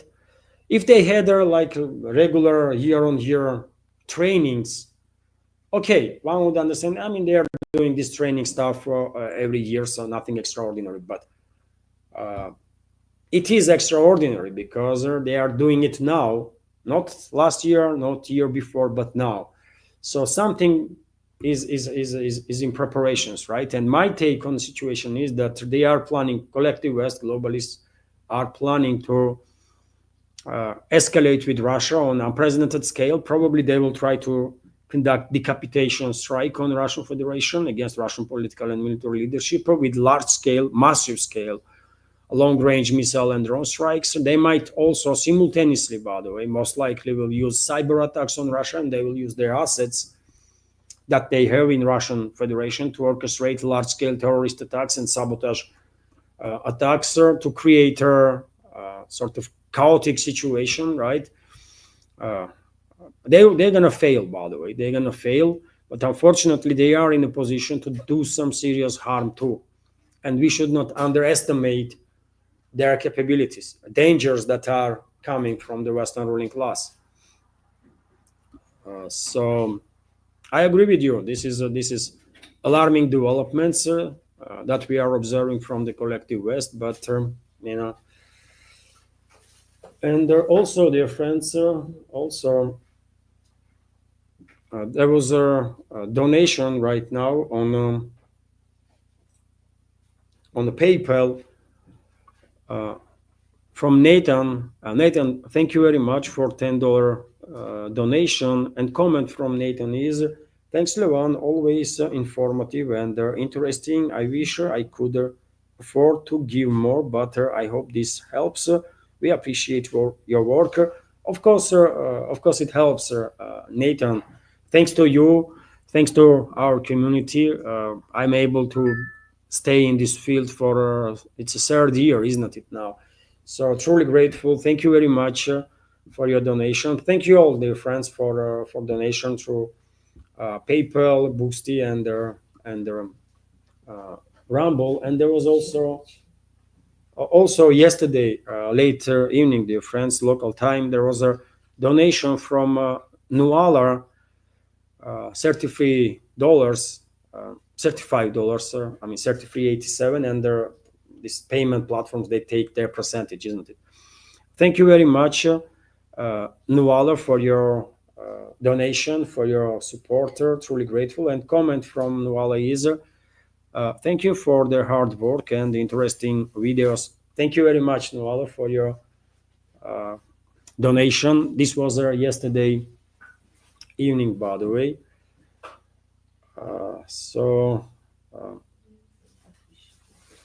And there was a new subscriber, by the way, on the Patreon now. Also yesterday, Koi. Koi. I would not say full name. As always, dear friends, I'm always, when it comes to my thanks, I'm using first name and nicknames, by the way, right? If I have a permission to say full name, then I will, right? But otherwise, I would not dare to say full name. So Koi, thank you very much for joining our Patreon community. And also Lord. Thank you very much for joining our Patreon community and becoming a sponsor for this project. Truly grateful for that. And dear friends, for now, that's it, isn't it? So, okay.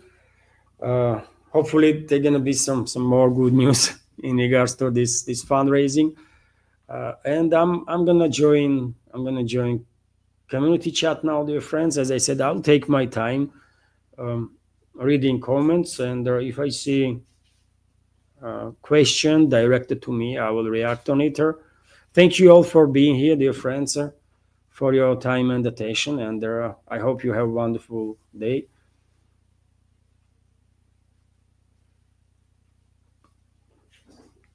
And capital Q, by the way, your capital letters, of course, will make it easier to spot the question.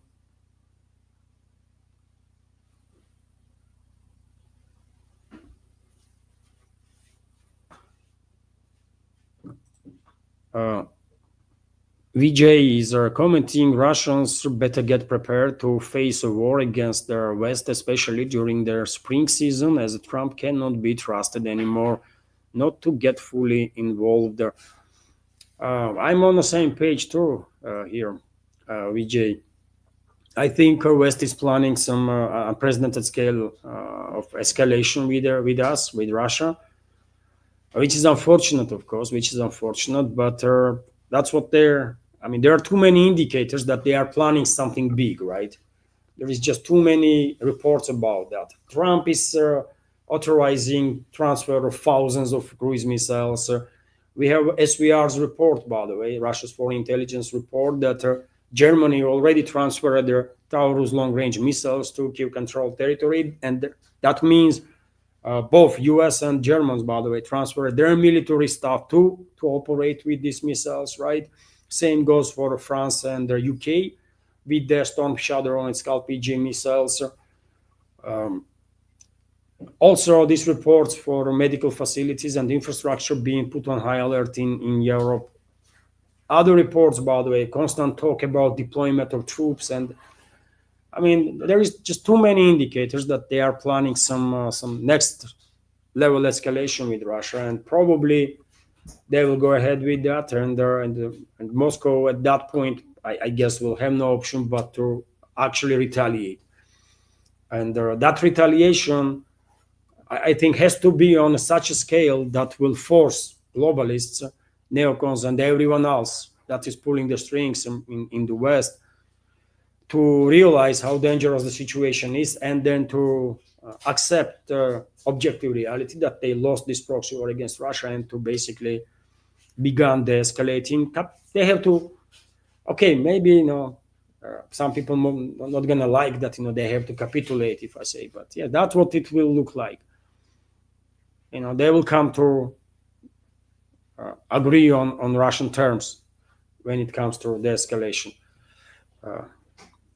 But until then, we will most likely see absolutely crazy level of escalation, and it might happen literally at any time, any day, maybe that day when this escalation begins. Also, Nidish Kumar is commenting, Levan, as I said, EU will put sanctions on India for us for involvement in Russia. Can see next step as well. Trump will ask Australia, New Zealand, and Canada to put sanctions on India for their trade negotiations. Well, Europe did not yet put sanctions on India, isn't it? European states, Brussels, or EU, by the way, did not yet come up with their tariffs on India, but they might. They might. They globalists, by the way, and globalist puppet regimes, globalist control regimes in Europe are desperate to keep US in this proxy war against Russia, right? And they are trying to please Washington as much as they can to somehow lure in US, to keep in US, right, in this proxy war. And one of the ways also might be of pleasing Washington might be introduction of the sanctions on India, but this will hurt them, right? But yet again, I mean, European leadership took so many wrong policies already, isn't it? So many policies that harm European economies. So therefore, why would not they go ahead with the tariffs on India too? Well, knew perfectly well that it's them that are buyers of oil and oil products from India, right? They're going to hurt directly their own fellow citizens, but they don't care about that. Globalist control, these so-called elites in Europe, they don't care about none of it. They don't care about how ordinary German or ordinary French or English or British lives, by the way, or Italians. They don't care about it, man. Absolutely. Western elites, they are focused on Russia because they know without resources, they know perfectly well, on their own, they have no resources, by the way, right? To sustain, to maintain significant position on a geopolitical scale. They know this. It's a factual, right? You can calculate this. So it is factual. And because Western elites are unable to cooperate, actually, because they are unable to treat others with respect. And they are unable to do it because of their history, right? This is a generational families we are talking about that are in charge, right? Generational clans. We can call it aristocracy or whatever, but this is a generational thing there. These are very same families, by the way, very same clans that colonize whole freaking world, right? Almost whole world and rob it for last 300 to 500 years, by the way. So for centuries, these very same these generational entities were dominating this world. And new generations were raised in a situation when they literally did not know what no means. They did not know what respect towards others means, right? And now we have current elites in Europe that are total degenerates, right? Completely out of touch with reality. They, even if they wanted to operate adequately, they will not be able to do it, right?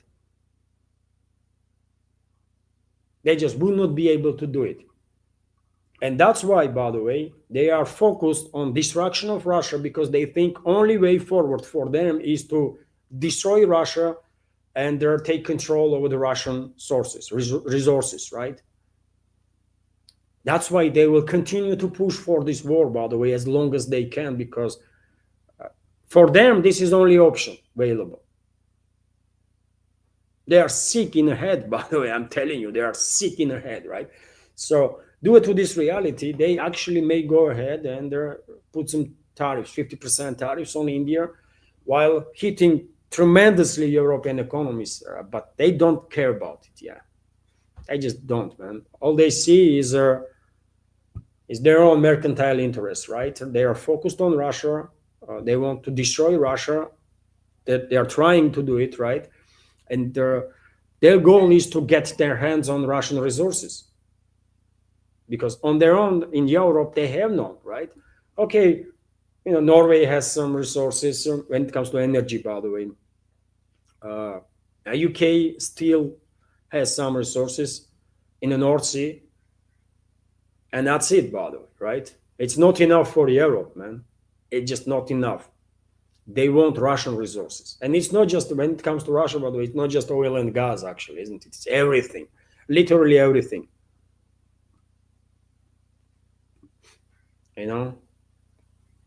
So, and these European so-called elites also understand perfectly well that without US, by the way, they have no chance against Russia. They know this too, that without US, they stand no chance in a war against Russia, proxy war or direct war. And that's why they are desperate to keep US in. And for this, by the way, they will do anything.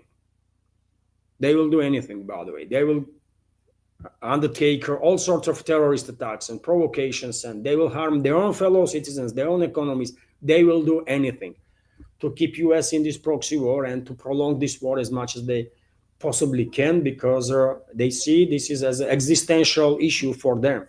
Because if they are unable to achieve this sickening goal that they have of strategical defeat of Russia and then to establish control of the Russian resources, they are finished. And they are finished, by the way, anyways, right? Western elites are finished. And due to their inadequacy, Europe is therefore are finished too. Take 20, 30 years, by the way, and you will see where modern Europe will be, not just continental part, but UK too. So, and yes, I agree with you, Nidish. They will try to demand from Australia, New Zealand, and Canada. I mean, Americans probably will demand from them too to attack India. Boosty. Oh, there was a donation to Boosty, dear friends.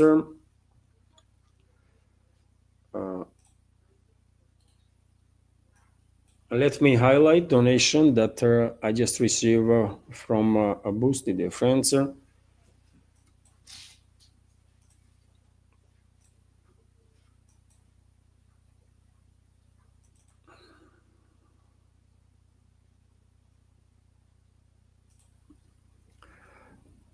Donation from Barner account. Thank you very much, Barney, for 1,500 rubles, which is $20.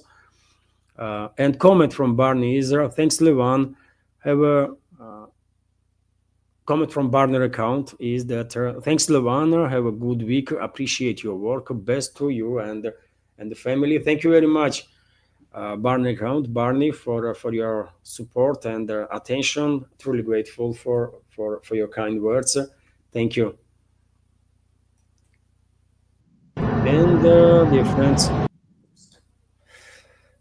I remind you, dear friends, that if you want to join this fundraising, you can do it through several means. All the links, by the way, PayPal, Boosty, and Patreon are on this video description box and in the pinned comment. And you can also use a super chat feature on Rumble. And the stream is working there, by the way. It works now. And Bold Eagle is asking, will Hungary finally cut Ukraine's electricity for those pipeline attacks? I don't know, Eagle. I don't know. I mean, Hungary and Slovakia can actually retaliate, right? Kiev regime is receiving electricity and gas from them, but at least for now, all they do, all Bratislava and Budapest does is a statement after statement after statement, and it clearly does not work, right? And now I think operator, whichever company operates with the Druzhba pipeline, they don't really have much option but to maybe take some more time to do some repair work, because oil will begin passing through that pipeline. UK gonna attack again, and this is British strikes, by the way. These strikes on Druzhba are orchestrated by London, right? So they will strike again. They are just using Kiev regime as to have a plausible deniability. But this is London is attacking these countries, right? Budapest and Slovakia, Hungary and Slovakia. So I guess these countries will do nothing. They will do nothing, not now, by the way. They would not cut electricity. They would not cut gas supplies to Kiev regime. Otherwise, they would do it already, but I guess they are just afraid to take that step. And therefore, for Russian companies, for Russian side, it does make all the sense to take time until a pipeline is repaired, because they're going to be damaged again. And who's going to pay for this money, Bob? Is Hungary willing to compensate for these damages? Or Slovakia is going to pay compensations for these damages? I don't think so. And if they don't, then let that pipeline stay damaged like that. Russia can resell this oil anywhere, by the way, anytime, right? Immediately. It would not even take a day to sell entire volume of oil that was directed to Hungary or Slovakia. And if Budapest and Bratislava want this oil, then they should act differently. But they would not, man. They would not. All they do is talk, right? Talk a lot. But that's it, man. Talk is cheap, man, isn't it? It's how insulting is that, right? What London and Kiev regime did to both of these countries. Fico, by the way, Prime Minister of Slovakia, was meeting with Zelensky yesterday. Correct? Yesterday, I reported about this, isn't it, in the morning's live stream? And he demanded this pipeline not to be attacked. And after a few hours, Kiev regime, with assistance of London, struck again. Is not that should be taken as an insult by leadership of Hungary and Slovakia? But they're not gonna do nothing. Not now. When the Kiev regime begins collapsing, Hungary will probably send its troops to reclaim Transcarpathia. But until then, they will do nothing, I guess.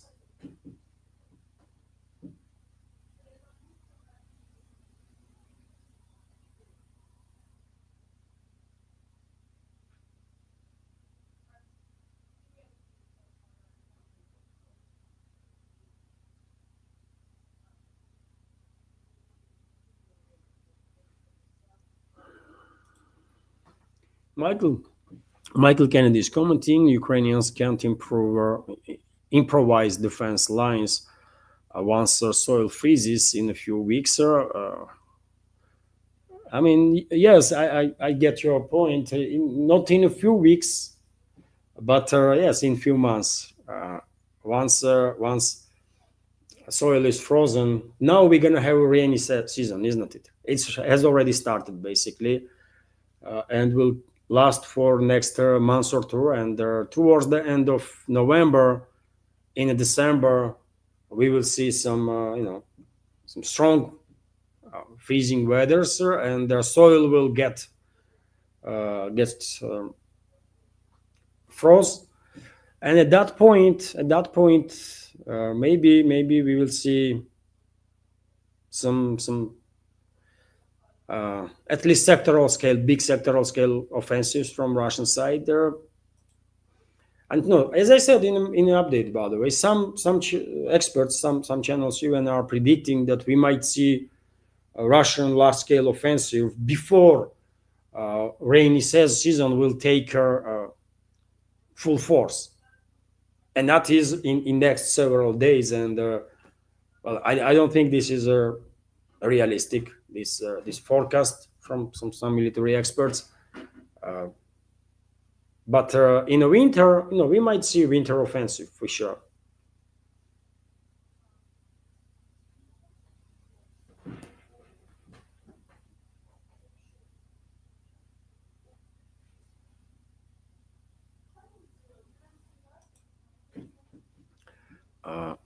Zoltan Ronald Fiedler is asking, Levan, do you believe once Ukraine is finished that Romania will become Ukraine 2.0?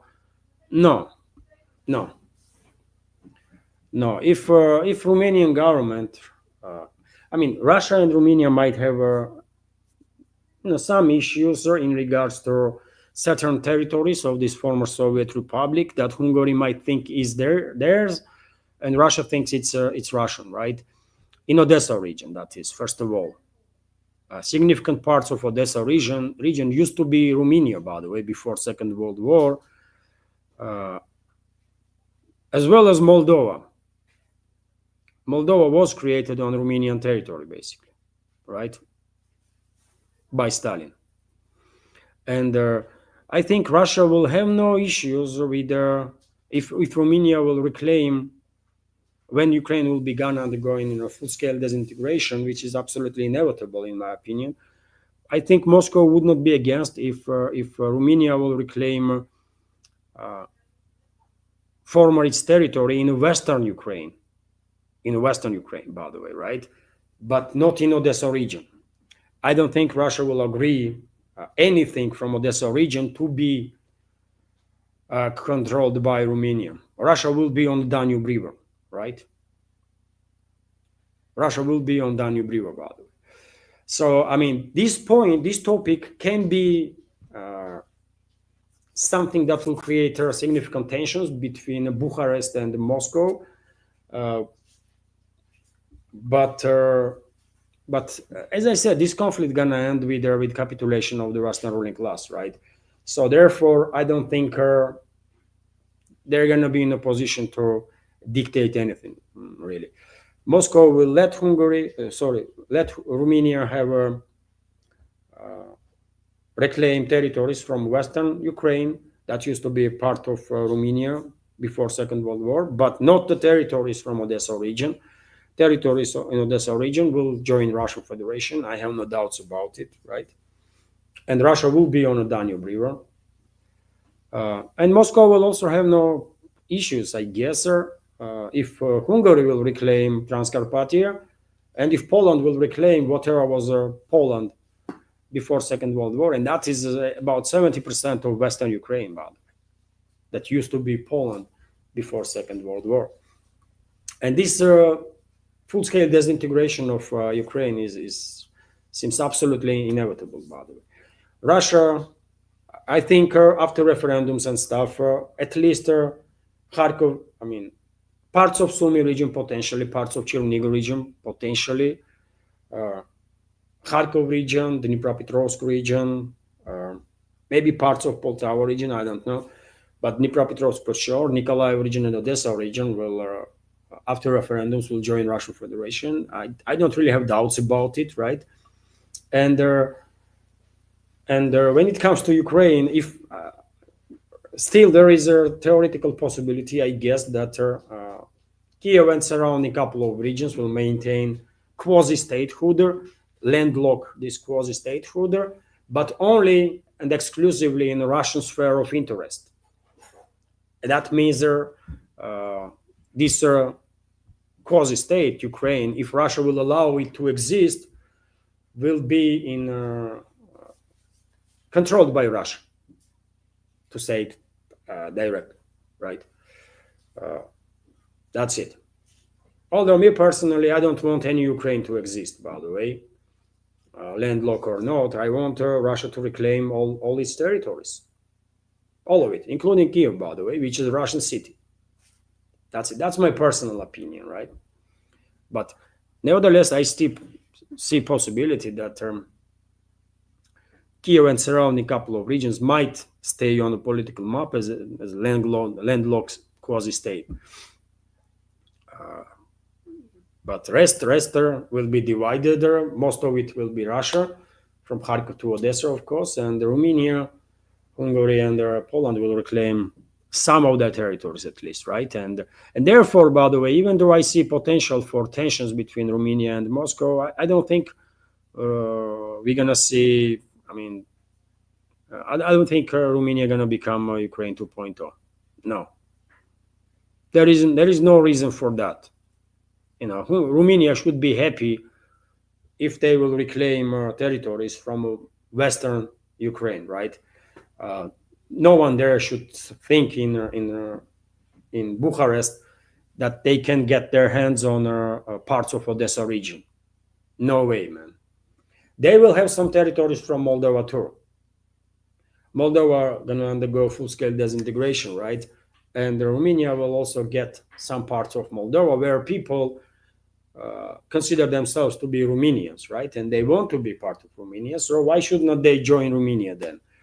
And also there are many other people that ally themselves with Russia, with the Russian world. And those people with the territories that they live will eventually and most likely join Russian Federation. I think so.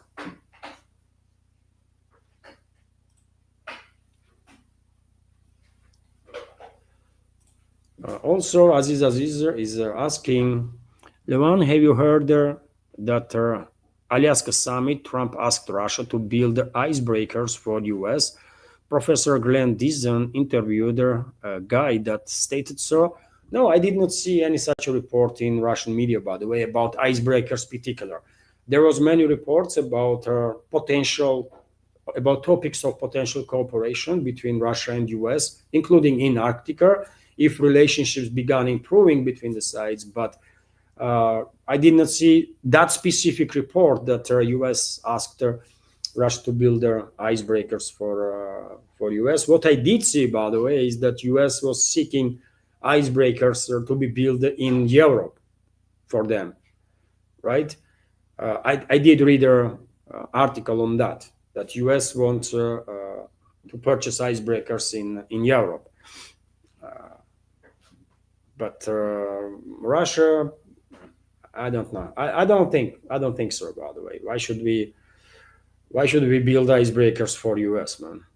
If relationships was different, by the way, if a new administration in US was honest, right, and honorable, and if they actually wanted de-escalation with Russia and took necessary steps towards it, then that will change calculus, of course, for Russian side, I guess. But currently, when US president and his administration is engaged in this deception operation against Russia and the proxy war against Russia, actual proxy war against Russia, I don't think Russia will help US to gain its foothold in Arctica, by the way. Why should we? No, man. No.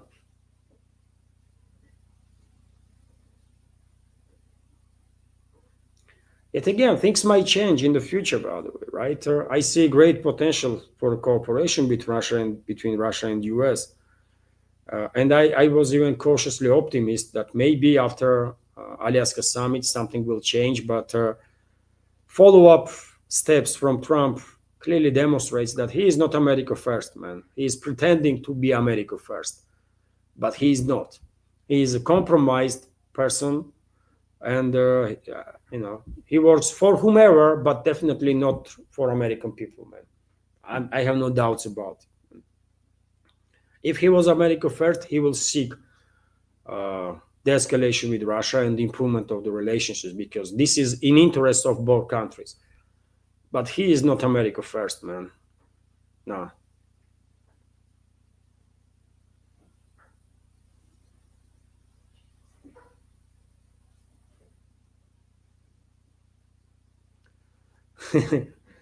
Svetlana Vladimirova is commenting the title reported outcome of Putin-Trump Alaska meeting, huge shipments of eggs from Russia to the US. It was agreed upon there. Well, dear friends, this is true. Russia increased like significantly egg exports to US. I read the news about it, right? I did not share in my news segment because I mean, there is much more important news out there, right? But this report is correct. I don't know if sites actually spoke about this during the Alaska summit, but Russia definitely significantly increased their egg exports into US. And last month alone, I mean, I cannot remember numbers, by the way, but it's a significant jump. It's a significant jump. So this is true. Russia is exporting eggs also into US.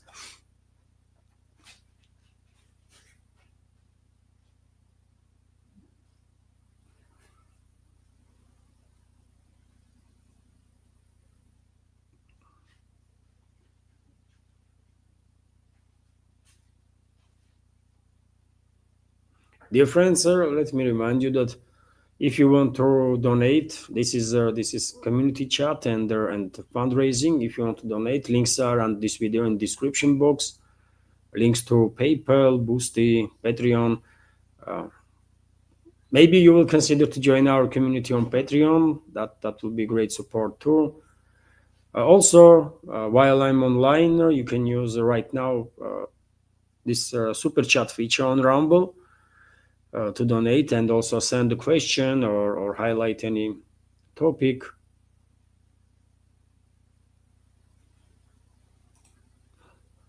Rock Monster World Math is commenting, Levan, brother, you follow Scott Ritter interviews and history of things are happening. Danny helping channel, eye opener.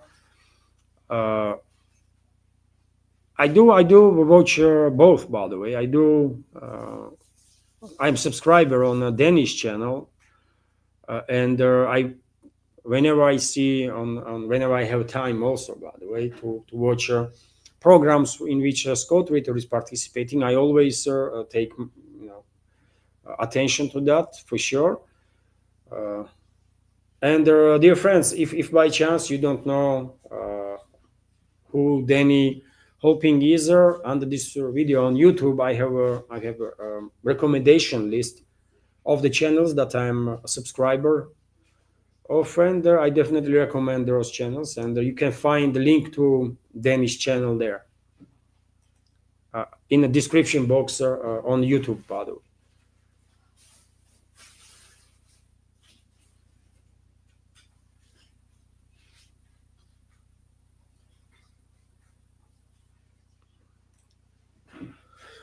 Nidish Kumar is also asking, Levan, what kind of air defense does Venezuela have, and will Venezuelan conflict should be discussed in a BRICS meeting, and also convince Colombia and the Caribbean Federation to not to allow U.S. troops? Of course, Venezuela will be discussed tomorrow during emergency BRICS summit that will take place on via a video link, and the leaders of BRICS member states gonna discuss some major topics. So first of all, they're gonna discuss a U.S. assault or Western assault on the BRICS member states, this tariff war and the trade war, and so on. Meeting was called by Brazil, and very same Brazil, by the way, is very critical of U.S. due to this escalation with Venezuela.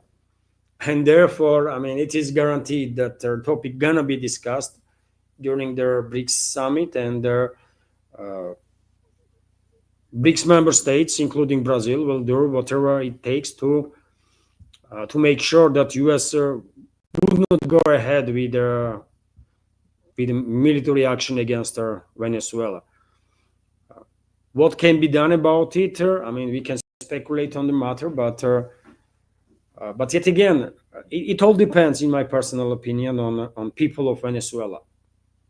If people of Venezuela, majority, right, don't, even if they are critical of Maduro's regime, if they don't want their country to be recolonized by US, if they want them to be independent, right, in that case, I guess they will fight for the independence, right? So if society is against U.S. recolonization, then they're gonna give a hard time to U.S.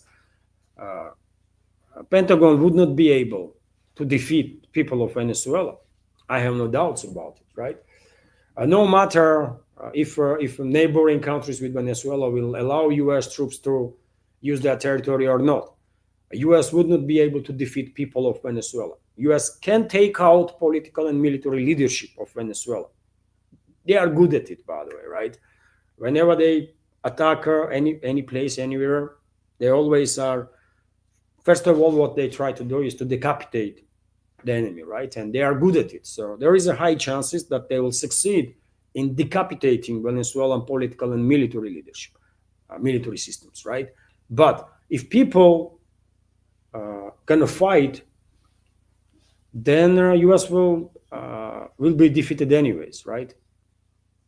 They might establish puppet government in Caracas if they will manage to establish control over the city, right? But they would not be able to maintain this puppet regime there. Yet again, if people don't want their country to be recolonized, if people are not against it, if Venezuelan people are so sick and tired of all sorts of social and economical issues that they don't really care no more, are they independent or not, their country?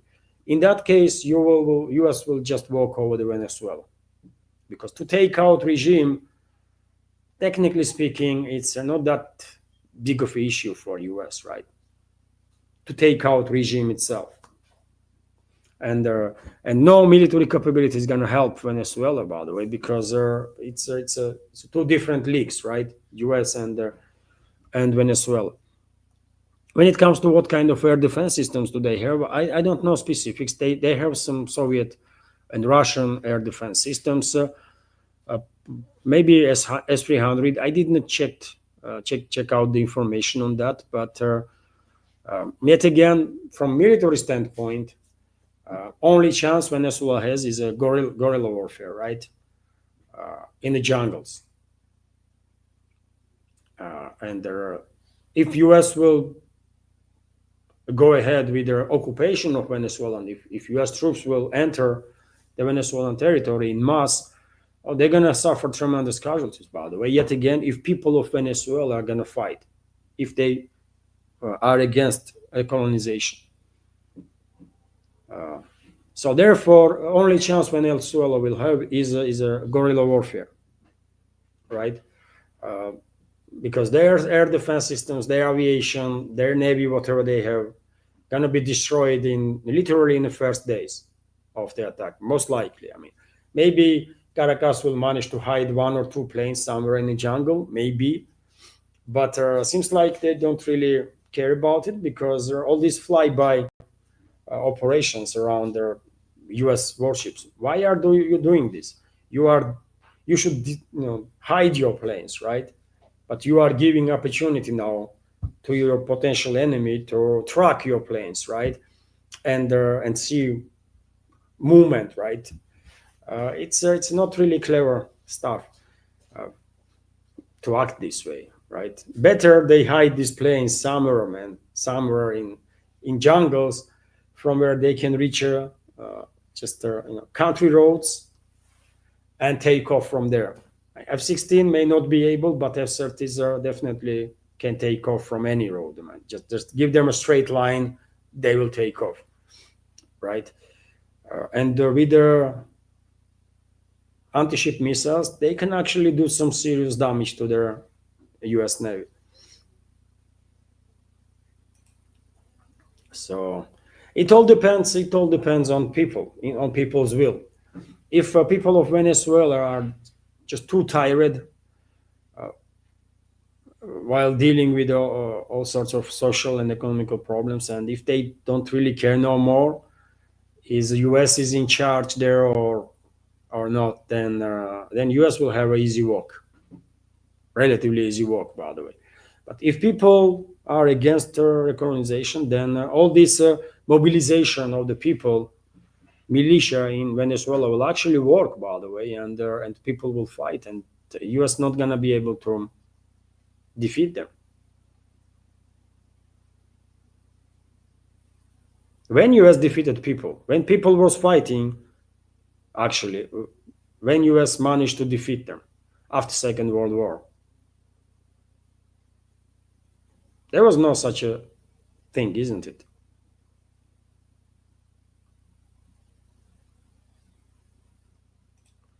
Aziz is commenting, US has never honored any deal it's ever done. What makes you think this time will be different?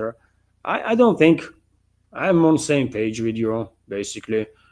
I had a hope, we are humans, right? And I was cautiously optimistic that maybe after Anchorage summit, Russian side would manage to explain well enough for U.S. leadership that cooperation with Russia is better for U.S., not just for Russia but for U.S. also than confrontation. And Russian side clearly tried, isn't it? Tried, but if we take a look at all the steps that U.S. conducted since the Anchorage summit, I mean, only indicators we have is that U.S. is if engaged in a ever more uh, dangerous escalation with Russia. That is about to happen, right? So therefore, I don't trust them, man. No, and And hopefully Russian leadership would not trust them too. I mean, Trump and his people.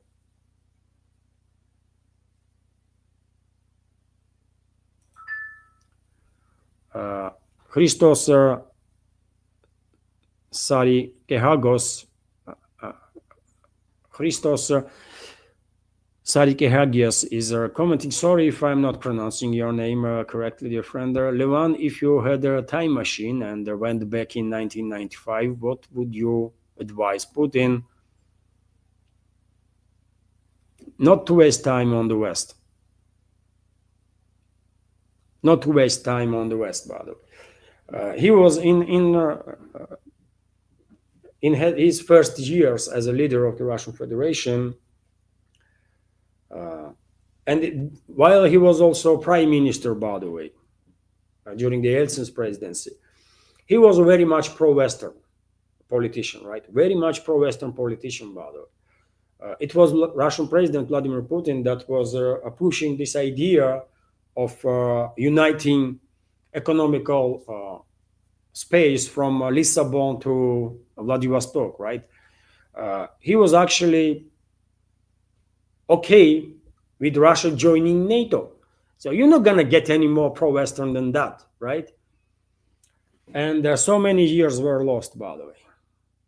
So many years were lost. And now we know for sure that he was mistaken, that Western elites could not be trusted.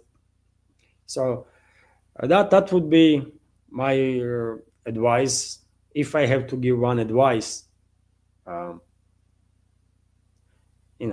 would if I went back to 95 and had the opportunity to give one advice, I will give him that advice. Not to waste time on the Western elites. It would not work.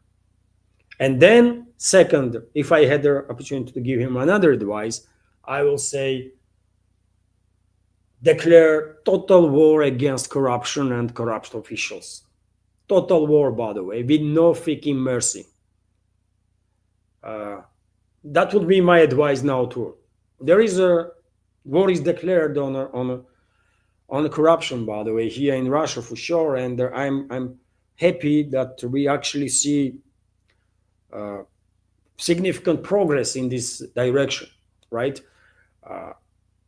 Security services are fighting big time this horizontal corruption that is killing Russia, right?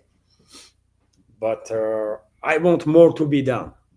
I want more to be done. I want corrupt officials to be designated as traitors, because they are traitors, right? And I want all, not just them, to lose everything they have. Everything that is under their name have to be confiscated. Everything that is on the name of their relatives, family members, and every relative whatsoever, everybody, by the way, triple cousin or whatever. Everything that anyone has in among relatives of that corrupt official should lose everything, by the way. Homes, cars, everything. Accounts, everything. Total war on corruption, by the way, right? Everyone that is appointed on any position, by the way, should have a clear understanding that if he will betray people of Russia and the country, state itself, he will simultaneously, by the way, harm all his relatives, everybody, all of them, by the way, right? And the investigation should find out about people, friends of the corrupt officials. I mean, and maybe friends of corrupt officials also lose everything. I will go all the way, by the way. Stalin would look like a freaking angel if I was in charge of fight against corruption. I'm telling you, man, Stalin would look like a freaking angel, man. I would do such a things to people that are corrupt and their relatives and their friends and everybody, by the way, that are related to them. They will all beg for death. That's what I will do to them.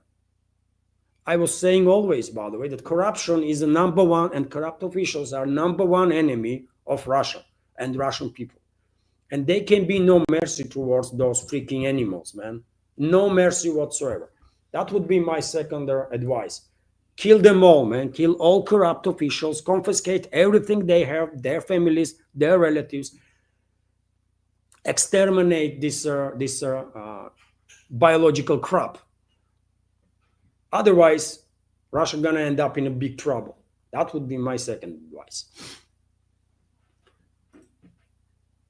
I mean, some people from US may don't understand why I'm this against corruption, because in US corruption is legalized, by the way. You know, you can bribe anybody you want openly, in the Senate, in a Congress, you can pay for a freaking president, by the way, right? But it's not okay, and that's why US is in big trouble. That's why US is in big trouble, right? So I don't want such a future for Russia. I want for Russia a better future. And in that better future, there should be no freaking corruption allowed, right? Of course, you cannot terminate corruption 100%, because human nature is a flawed nature, right? Not all of them, but in general, human is not perfect creature. And so there will be always corrupt elements, right? But we have to always fight against them, always, man. And fight has to be, and measures has to be extremely harsh. That's the only way you can deal with that, man. No freaking mercy. Just make their life hell for everybody that is related with corrupt official, right? Not just official itself, but everybody who related to that, right?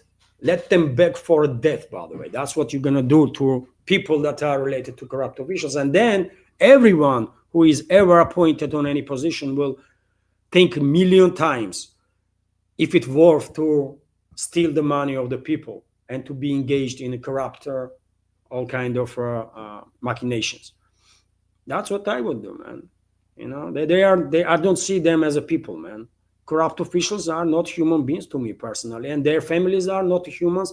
Their relatives are not humans. Nobody that are related to them are humans, man. To me personally, they all live their rich lives on expense of lives of the ordinary people, right? And to understand how dangerous is that, just because of the corrupt officials, for example, in medical field, instead of buying some equipment or making some renovations in the hospital, they might steal money, right? And when you or your relative will have a need of medical assistance, that person may go to the hospital and, well, there is no hospital or there is no equipment, and that person might die.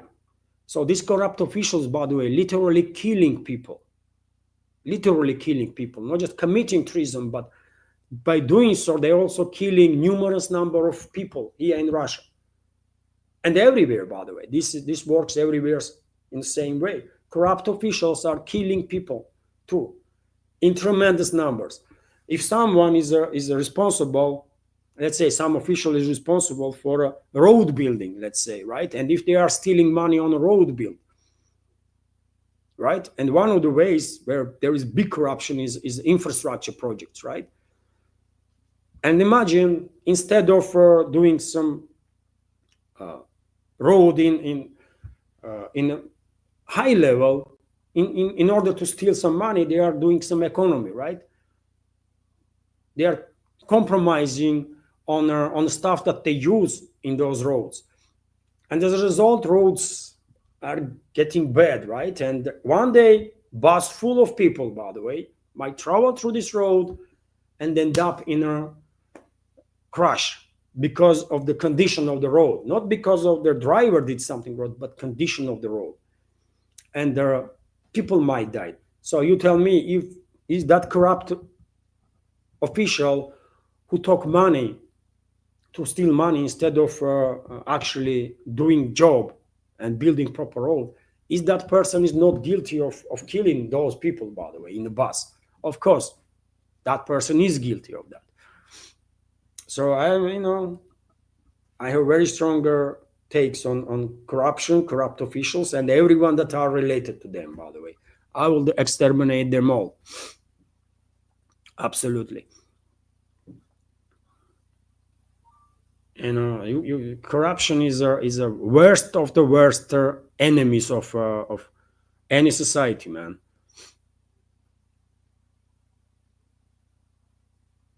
So that's the to my. I get too emotional, isn't it? Sorry for that, dear friends, but yes, that's two uh, recommendations that I would give to Putin. Don't waste time on the West and declare total war on corrupt officials and corruption. Rest, he will sort out on his own. But these two for sure.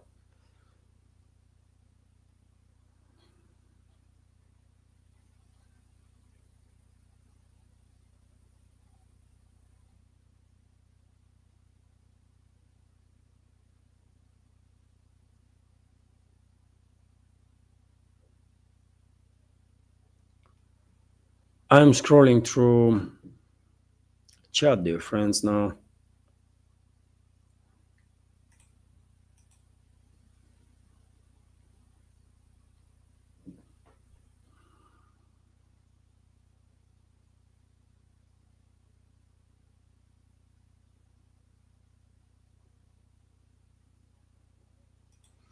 Alexander G is responding to a question of one of the members that it is impossible to donate through YouTube. It's true, by the way. My channel is monetized on Rumble, and there is a super chat feature there on Rumble, and I'm streaming on both platforms simultaneously, on YouTube and Rumble.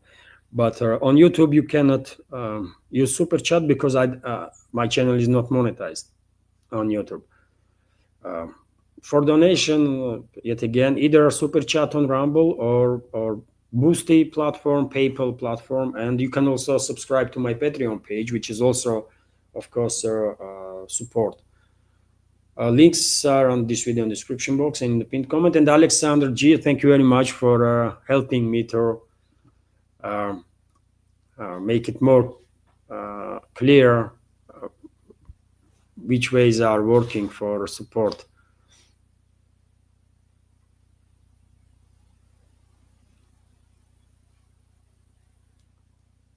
There is discussion between members of community how about percentage that platforms take. I don't know how it is on YouTube, by the way. Smoky Sally is commenting that YouTube is takes 30% of super chats. I never had a monetized channel on YouTube, but I believe Smoky Sally. But on Rumble, it's the same, by the way. On Rumble platform, from every $50, you might get maybe 30, 30 plus one or two. But Rumble is taking. Okay, is from $50 donation, you will get 38. Anya is telling me now that from $50 donation, you will get 38. So percentage point is somewhat similar, isn't it? 30% is taken by platform.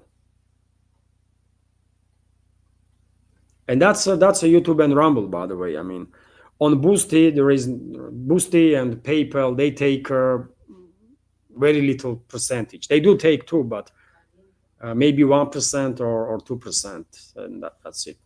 But YouTube and Rumble, oh, they are greedy, man. They take quite a lot. But in other hand, they also need to have some income, isn't it? To further develop. So they are giving opportunity to creators.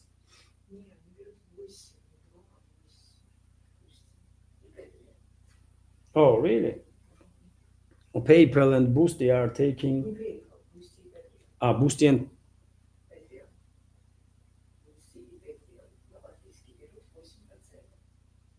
really. A subscription on Boosty and Patreon takes 8%. Okay, 8% from subscriptions also are taken by Patreon and Boosty. It's still less than 30%.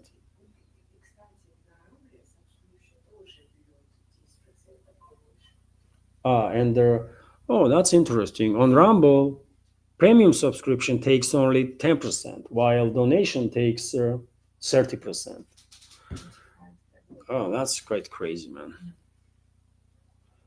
But anyways, I mean, from Patrick, There is donation on the PayPal, dear friends, from Patrick. Thank you very much, Patrick, for $50 donation. I appreciate your generous support and attention. And there is no comment to highlight. There is no comment, right? So thank you very much for your donation. And so yes, if Patrick, for example, donated this $50 through Rumble, then Rumble would take about 30%. Yeah, I would get 38 maybe from 50, right? 35, 38, somewhere like that.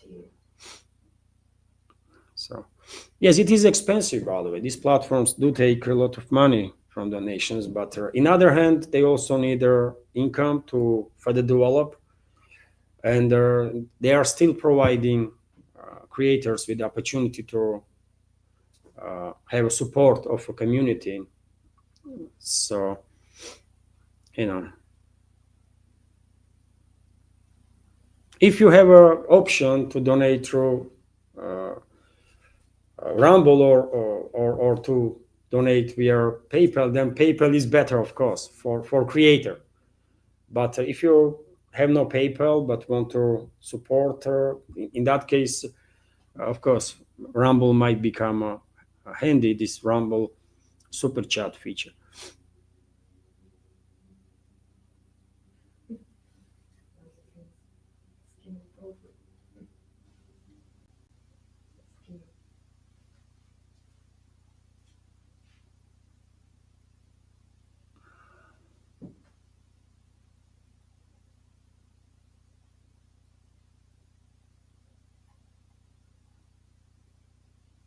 Dear friends, as always, if you want to send any question or comment that you want to discuss or direct it to me, then please use capital Q or capital letters.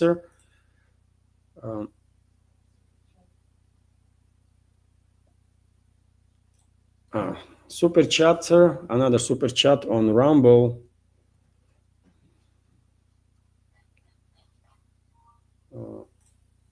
Let me highlight, dear friends.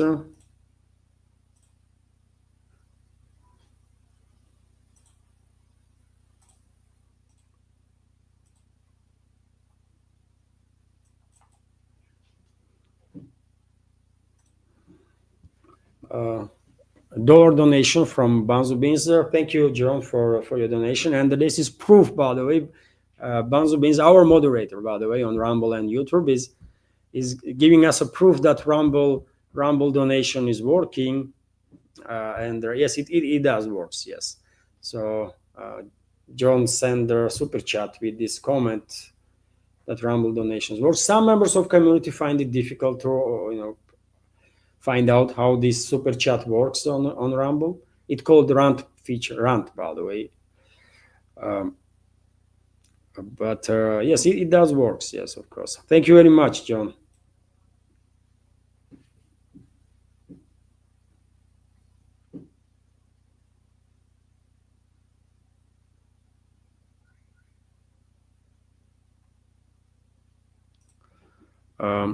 Rocker Monster World of Myth is commenting. Levant in chat. Many son on that bot. They hit saying it was a drug dealers and they killed 11. Many say that bot could hold maybe 5-ton cargo. Have called it out. Well, I mean, that's the point, that we don't know. It's they just obliterate vessel where 11 people were. They are suggesting that these people were related to some drug cartels, and even if that is the case, people are asking question on which legal basis you use little force to kill these people, right? First of all, there is I never ever have seen a situation when these drug boats were detained and there was a entire freaking football team there. It's not happening. Usually it's a one person or two persons, right? very few people that are, taking after the bot itself, right? And that's it. So therefore, I think it is more likely that if this bot was related to some criminal organization, maybe they were engaged in human trafficking. Maybe those people, most of these 11 from these 11 people were citizens of different countries that were trying to get to, I don't know, US or somewhere else, right? But in any case, if even if all this delegation was actually from drug cartel, and they were carrying tons of drugs, it's to take action and kill people, you need to have some legal basement for that, right? That's what people are asking. Based on what you kill those people? That's what people are asking Washington. Even if they are drug traffickers, do you have a due process, or do you have any evidences, anything? All we have right now is the statements from White House and the US officials that, well, these people were drug traffickers and we killed them. It does not work that way, man. It's a due process, isn't it? It's investigation in the place and entire process. You cannot go around and kill people just because you think these are drug traffickers or these are some other criminals.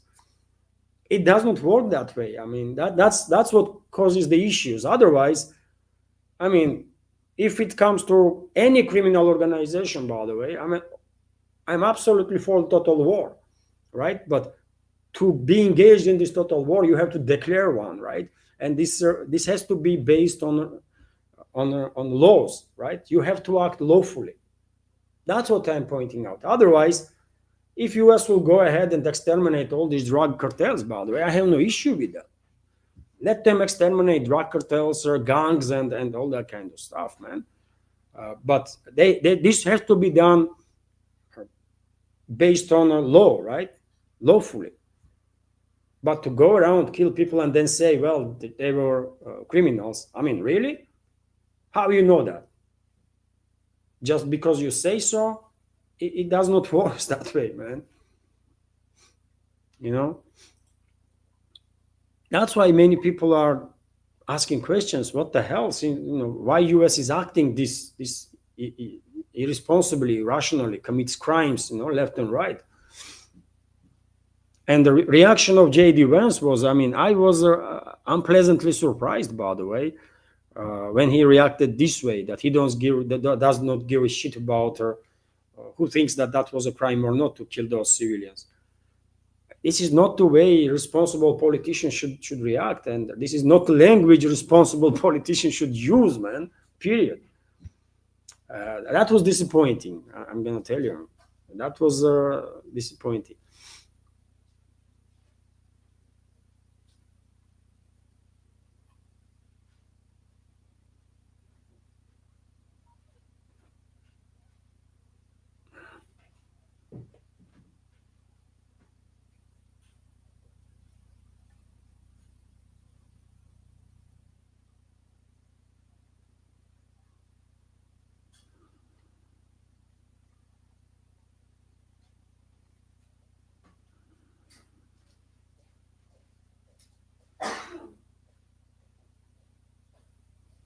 My take on corruption and corrupt officials, right?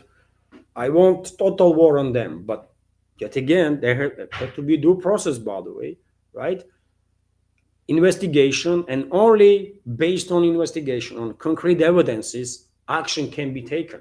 You cannot just go around and because someone thinks that this or that person is a corrupt official, you can not go around and start killing those people, right? There have to be due process. And everything has to be done lawfully, right? So I have no issue if US will neutralize all these criminal groups, by the way, drug cartels and gangs and all of them, right? But this has to be done lawfully. That's what I'm talking about. Otherwise, if they were actually criminals, by the way, don't get me wrong, I don't give a damn, man, actually, if they were truly criminals, if they were killed. I don't have no sympathies towards criminals, man. It is what it is. But state cannot operate unlawfully, right? You have to provide evidences. You have to do this process, and every your step have to be legal one, because you are a state, right?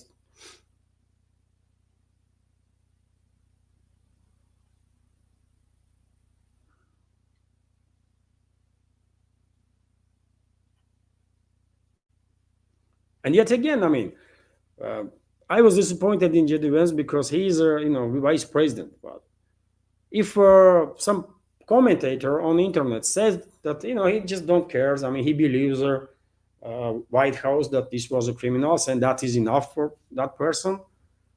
Okay, I mean, commentator is a commentator, right? But vice president of the country is a vice president of the country. There is a huge, massive difference, isn't it?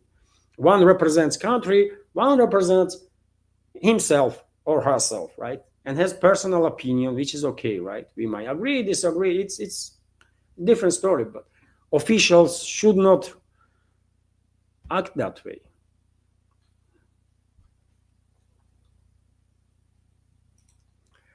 Nathan Dunning is commenting. I've got to go. Take care, folks. Thank you, Levan. Great as always, sir. Bye for now. Thank you very much once again, Nathan, for your support, for your attention. Have a wonderful day and successful new week. Thank you.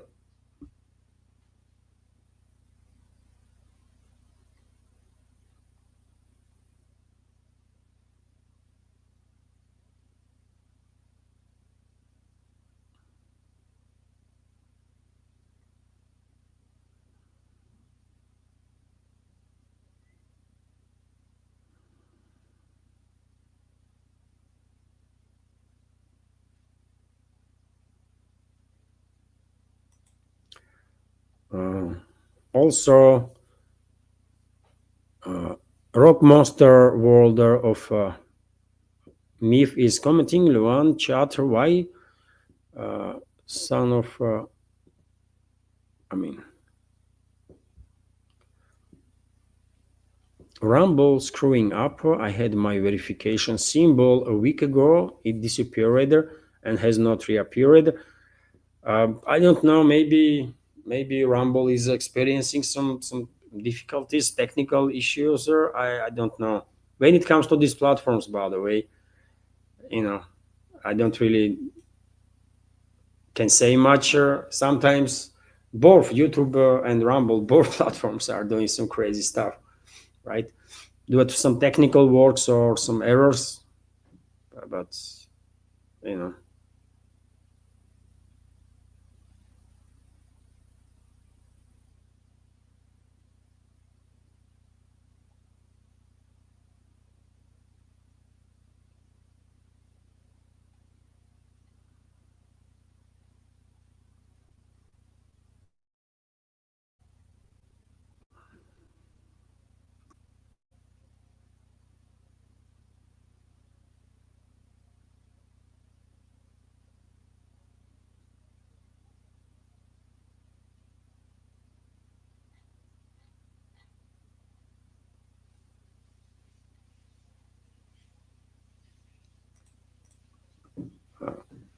Alfred Raiderman is commenting. I can see you on Rumble. Okay. Thank you for your comment. There was an issue on Rumble in the beginning of the stream. For whatever reason, stream did not started on Rumble, but then after some time it did start working. Okay, so that's why I was talking about Rumble.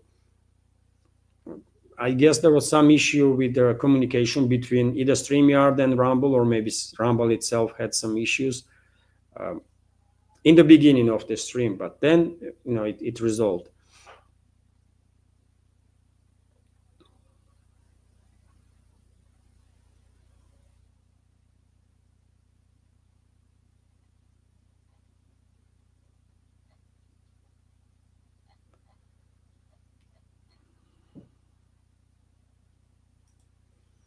David King is asking, could Russia end this quickly if they remove Ukraine's electricity? No, no. I mean, absence of electricity on Kiev control territory will, of course, be harmful for a Kiev regime and Kiev regime's capabilities. But from military standpoint, it will have effect for sure. It will have effect, but not the catastrophic one in terms of military capabilities. I think so, because there is generators and all sort of things that can be used by certain military forces and stuff. So, no, absence of electricity will have an impact, but not. I think so. Yet again, my personal opinion, but would not have a like tremendous impact.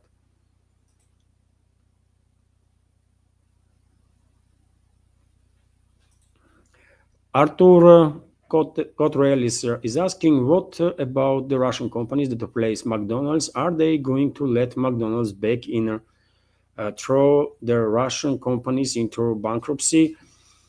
Uh, well, that's also a point, isn't it? When these Western companies, many of them left, they sold their business to Russian companies, right? And for example, McDonald's now all their or most of their restaurants of McDonald's now called "вкусная точка," right? Uh, how you say it in English, Ань? "Вкусная точка." That's how it called, right? And it's same McDonald's, by the way. Tasty and dot, like something like that, right? Translation: tasty and dot. And so they doing good business, by the way, right? McDonald's is now tasty and dot. KFC, вкусная точка, right? Вкусная точка is McDonald's. KFC is Rostix, right? Starbucks become Stars Coffee or something. Pull and Bear, by the way, company is now Dub.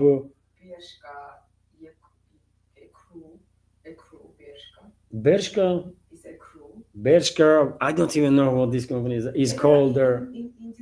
It's called. Zara is a mug. I mean, yes. No. One thing is when Zara transformed into mug, it's still Zara, but yes, but McDonald's went out. They left. Вкусная точка is not McDonald's. It's a Russian company. Вкусная точка is a Russian company. It has nothing to do with McDonald's now. Yeah.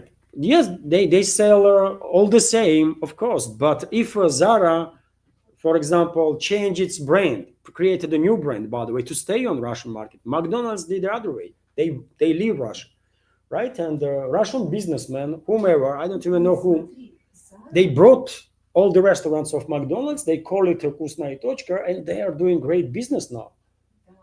It's very popular, by the way. Whenever you go to this "вкусная точка," there's always people, right? KFC or Rostix, right? Rostix, always people there. And of course, these companies, first of all, these companies gonna give a hard fight if McDonald's actually comes back, right? They're gonna give a hard time to McDonald's, by the way, and other competitors for a place under the sun. But secondly, I mean, on your point, why should Russia allow McDonald's to come back, right? Because "вкусная точка" is doing a great job.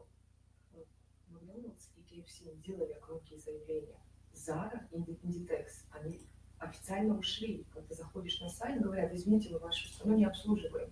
Но по факту они есть на рынке. Их магазины остались. Это как бы Okay, there was a super chat, dear friends, on Rumble. Let me highlight now. It will take just a second. So this is super chat from Banzo Beans, our moderator. Wonderlion is a beach. She is a big fat peach. She is the biggest in the whole world. She's stupider if there ever was a South Park movie 1999. Come on, man. Really?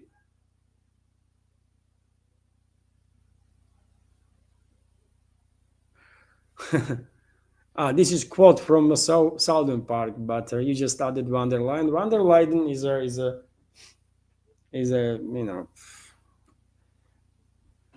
a stupid individual for sure, of course, full of hatred, isn't it? Thank you very much, John, for super chat and dollar donation, and for your commentary. Ursula Bursula Boshimashi. So yes, I did answer to this question, isn't it? That yes, I mean McDonald's should. We don't need McDonald's. I mean, I don't need McDonald's. Whenever we are, in a walking around city, and if you get hungry, you can go in Kusnaya Tochka, have a cheeseburger, by the way, and or whatever, right? And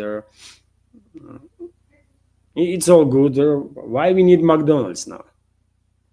We don't. That's why I said companies that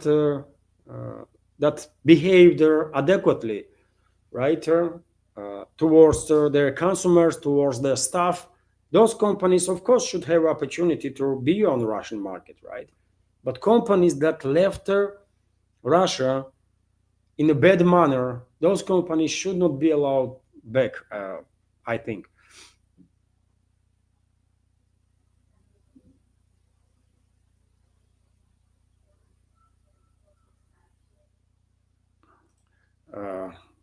Вкусная точка is not that brand new company, not really related to McDonald's. It is, Alexander. There was little confusion there when we were talking about different companies, that some rebranded themselves and some didn't. No, Вкусная точка is completely Russian company, by the way. It's a Russian business. It just overtook over their McDonald's restaurants, right? And runs these restaurants right now. But it's not related there to McDonald's. It's not McDonald's. It's rebranding in Russia. No, it's a Russian company that continues the business that McDonald's was in, right? And if McDonald's, for example, will come back to Russia tomorrow or day after, they're gonna have a hard run, by the way, for their money, because Kusnaya Tochka will give a decent fight, by the way. They are successful. This is success story. It's not, they're not just whoever invested in this business.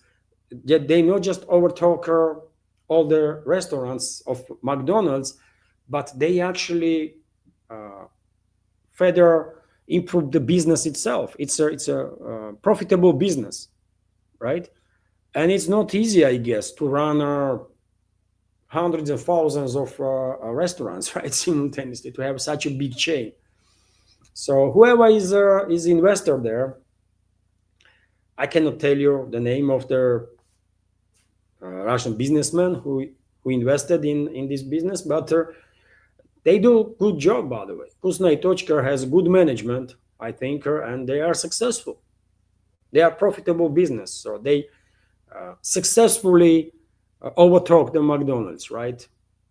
Same can be said about Rostix, by the way, right, which is a former KFC. Rostix also overtook over their KFC's stores, and now they do business there. And whenever I see Rostix, by the way, there's always people there, always, right? So they do well also. And when KFC will decide to come back, they're gonna have a hard time also to compete with Rostix, if there is even any point for them to try. So yes, Kusnaya Tochka is not related to McDonald's. They just overtook McDonald's restaurants. It's a completely Russian business. Alexander, you knew it correctly. It's Russian business that overtook McDonald's and does good job, I would say.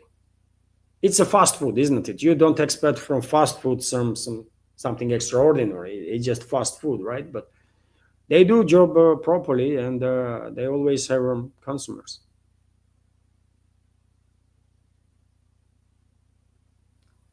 I did see this information. Left side crew is commenting. Japanese Prime Minister has resigned today due to economic issues around Russia sanctions. Thank you very much, Left Side Crew, for sharing this information. I did spot the report about it right before I started the live stream, but I was already late for a minute or two, isn't it? So I just didn't start reshaping the stuff here.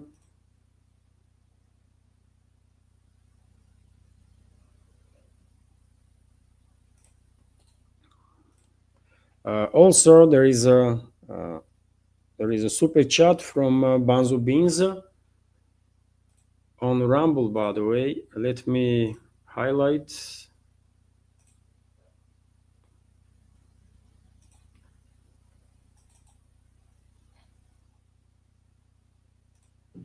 So Banzo Beans is commenting. Oh, no, this is a wrong one.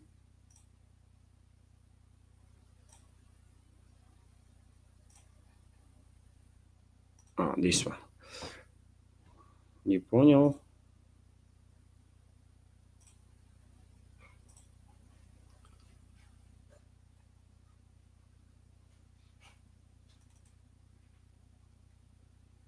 Sorry, dear friends. I have to copy again.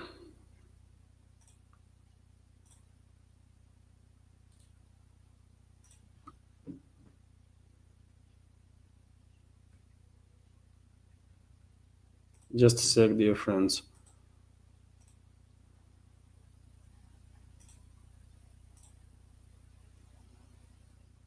Okay. Should work now. So yes, Banzo Beans is commenting on Rumble. I would expect a majority of people living in Russia to boycott US, Western Europe corporations if they came back, as long as they are good alternatives. What would you expect? Well, some people will. Some people will, but you might be surprised how forgiving very many people here in Russia can be, by the way. Uh, you know, significant, some parts of society will definitely ignore Western companies if they have a good alternatives. And some people will go after brand anyways. You know how, I mean, people are people, by the way. They are same everywhere, right? And some people will go for a brand. Not necessarily even for a quality, but for a brand, right? And therefore, some Western companies will have a hard time and others would not because of this human because of this mentality among some people, right? That they are going after brands. So I'm, thanks God, I'm not in that category, right? But therefore, if these Western companies come back, some of them might actually find their consumers, even if they have good alternatives, because some people will still go and buy there, will use their goods and services, right? They may not be that profitable now as before, but nevertheless, some people will just go for a brand. Which is true everywhere, by the way. I guess that's how human psycho works, right? In some people, that because this one is famous, then I have to go and buy there in that famous one, and then like maybe they feel better themselves when they are wearing some brand stuff. On me, by the way, this T-shirt is, I don't even know where this T-shirt is made, by which company, and neither I care, right? So I have different mentality. I don't care about no brands, but other people do. Other people do. So you're gonna be surprised, John, how many people will still uh, buy goods from those Western companies and use their services just because of this element of brand, So hopefully majority wouldn't attack that way, but some will.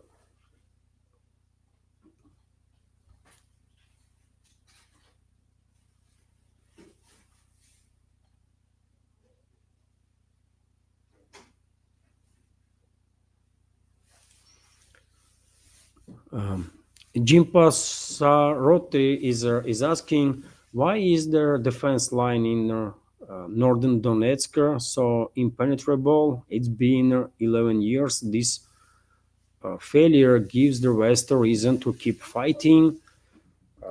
Well, you are talking about maybe Seversk direction, Kramatorsk, Slavyansk direction. Um, well, Kiev regime had and their NATO allies had their how many years, by the way, to prepare defense lines, right? And when we are talking about defense lines, some people don't understand what that even means, right?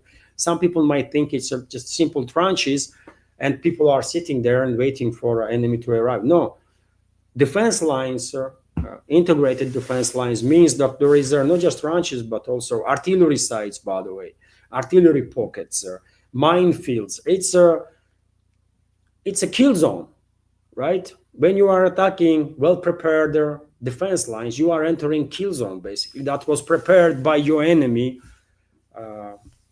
for many, many years, right? And of course, it takes a tremendous amount of time and effort, by the way, to dismantle these defense lines of the enemy part by part, right? You take out artillery first, then you will try to deal with the minefields and then do this and that. So it's a process, by the way. It's a process, and why this process is taking this long? Because Russian side wants to minimize casualties. Of course, if Russia mobilized 5 million people and the order is giving, just go ahead and just take the territory. Well, yes, these 5 million people will go and take the territory, but what about casualties?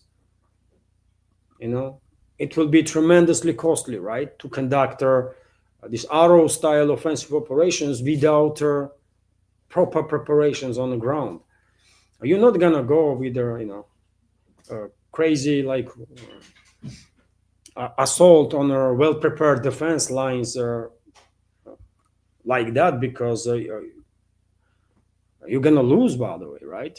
And we should keep in mind, dear friends, that it's entire NATO, right, that is engaged against Russia in this proxy war. Some might say, well, NATO troops are not being deployed. Yes, NATO troops are not being deployed, but NATO troops are worse than Kiev regime's troops, man. We should keep that in mind too. No country in Europe has more capable troops than Kiev regime, right? They don't need to send their incapable troops. London, I mean, the British Army is like 70,000 troops, by the way. Do you think entire British Army will have much chances on the battlefield? I mean, honestly. French Army is like little bigger than that. Do you think French Army will have much chances on the battlefield? Or will operate better way than Kiev regime's forces that are battle hardened and actually know firsthand what high intensity conflict is? It's entire NATO, by the way, is fighting against Russia. Why? Whenever I see these questions, why it takes so long? By the way, dozens and dozens of countries from NATO are fighting against Russia. And just because they formally did not send their troops, although unofficially they did, but just because formally they did not send their troops does not mean that this is not NATO that is fighting Russia. When it comes to troops, by the way, NATO is utilizing Ukrainian troops, right, that are much more capable than NATO troops themselves. So that's why it takes so long, by the way. It might take her another year or two also, because we need to minimize casualties, and we have to demilitarize her and denazify Seems like not just Kiev controlled territory, but whole of collective West, man. So it is time-consuming stuff, you know. We are fighting simultaneously. How many countries are in NATO, by the way? Like 30 plus, 40 countries. Let me Google right now.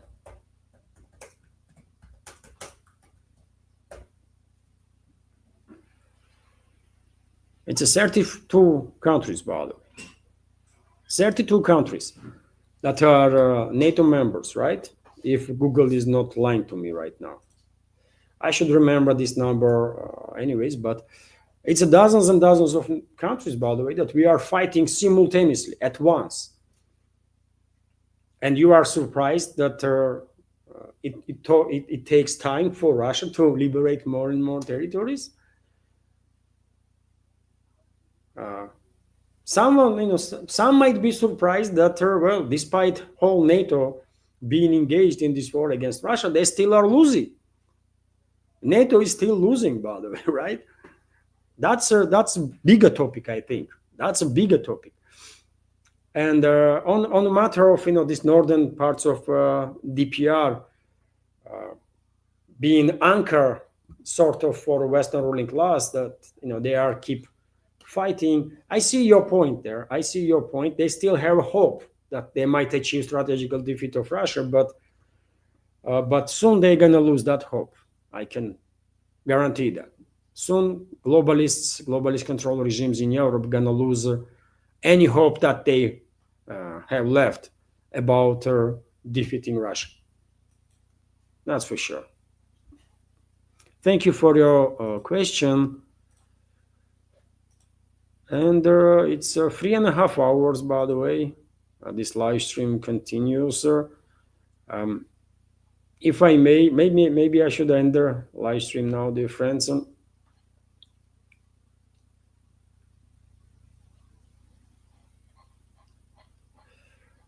What do you think? Maybe I should end the live stream on that, dear friends. It's 3.5 hours, so maybe one of the longest streams I've ever had. So, dear friends, my apologies if if I missed your question or the comment. I try my best to take time and go carefully through the comments. Thank you all for being active in the chat. Thank you all for your time and attention, for your support. Have a wonderful day, dear friends. Have a wonderful day. Great, successful upcoming new week, and take care. See you tomorrow.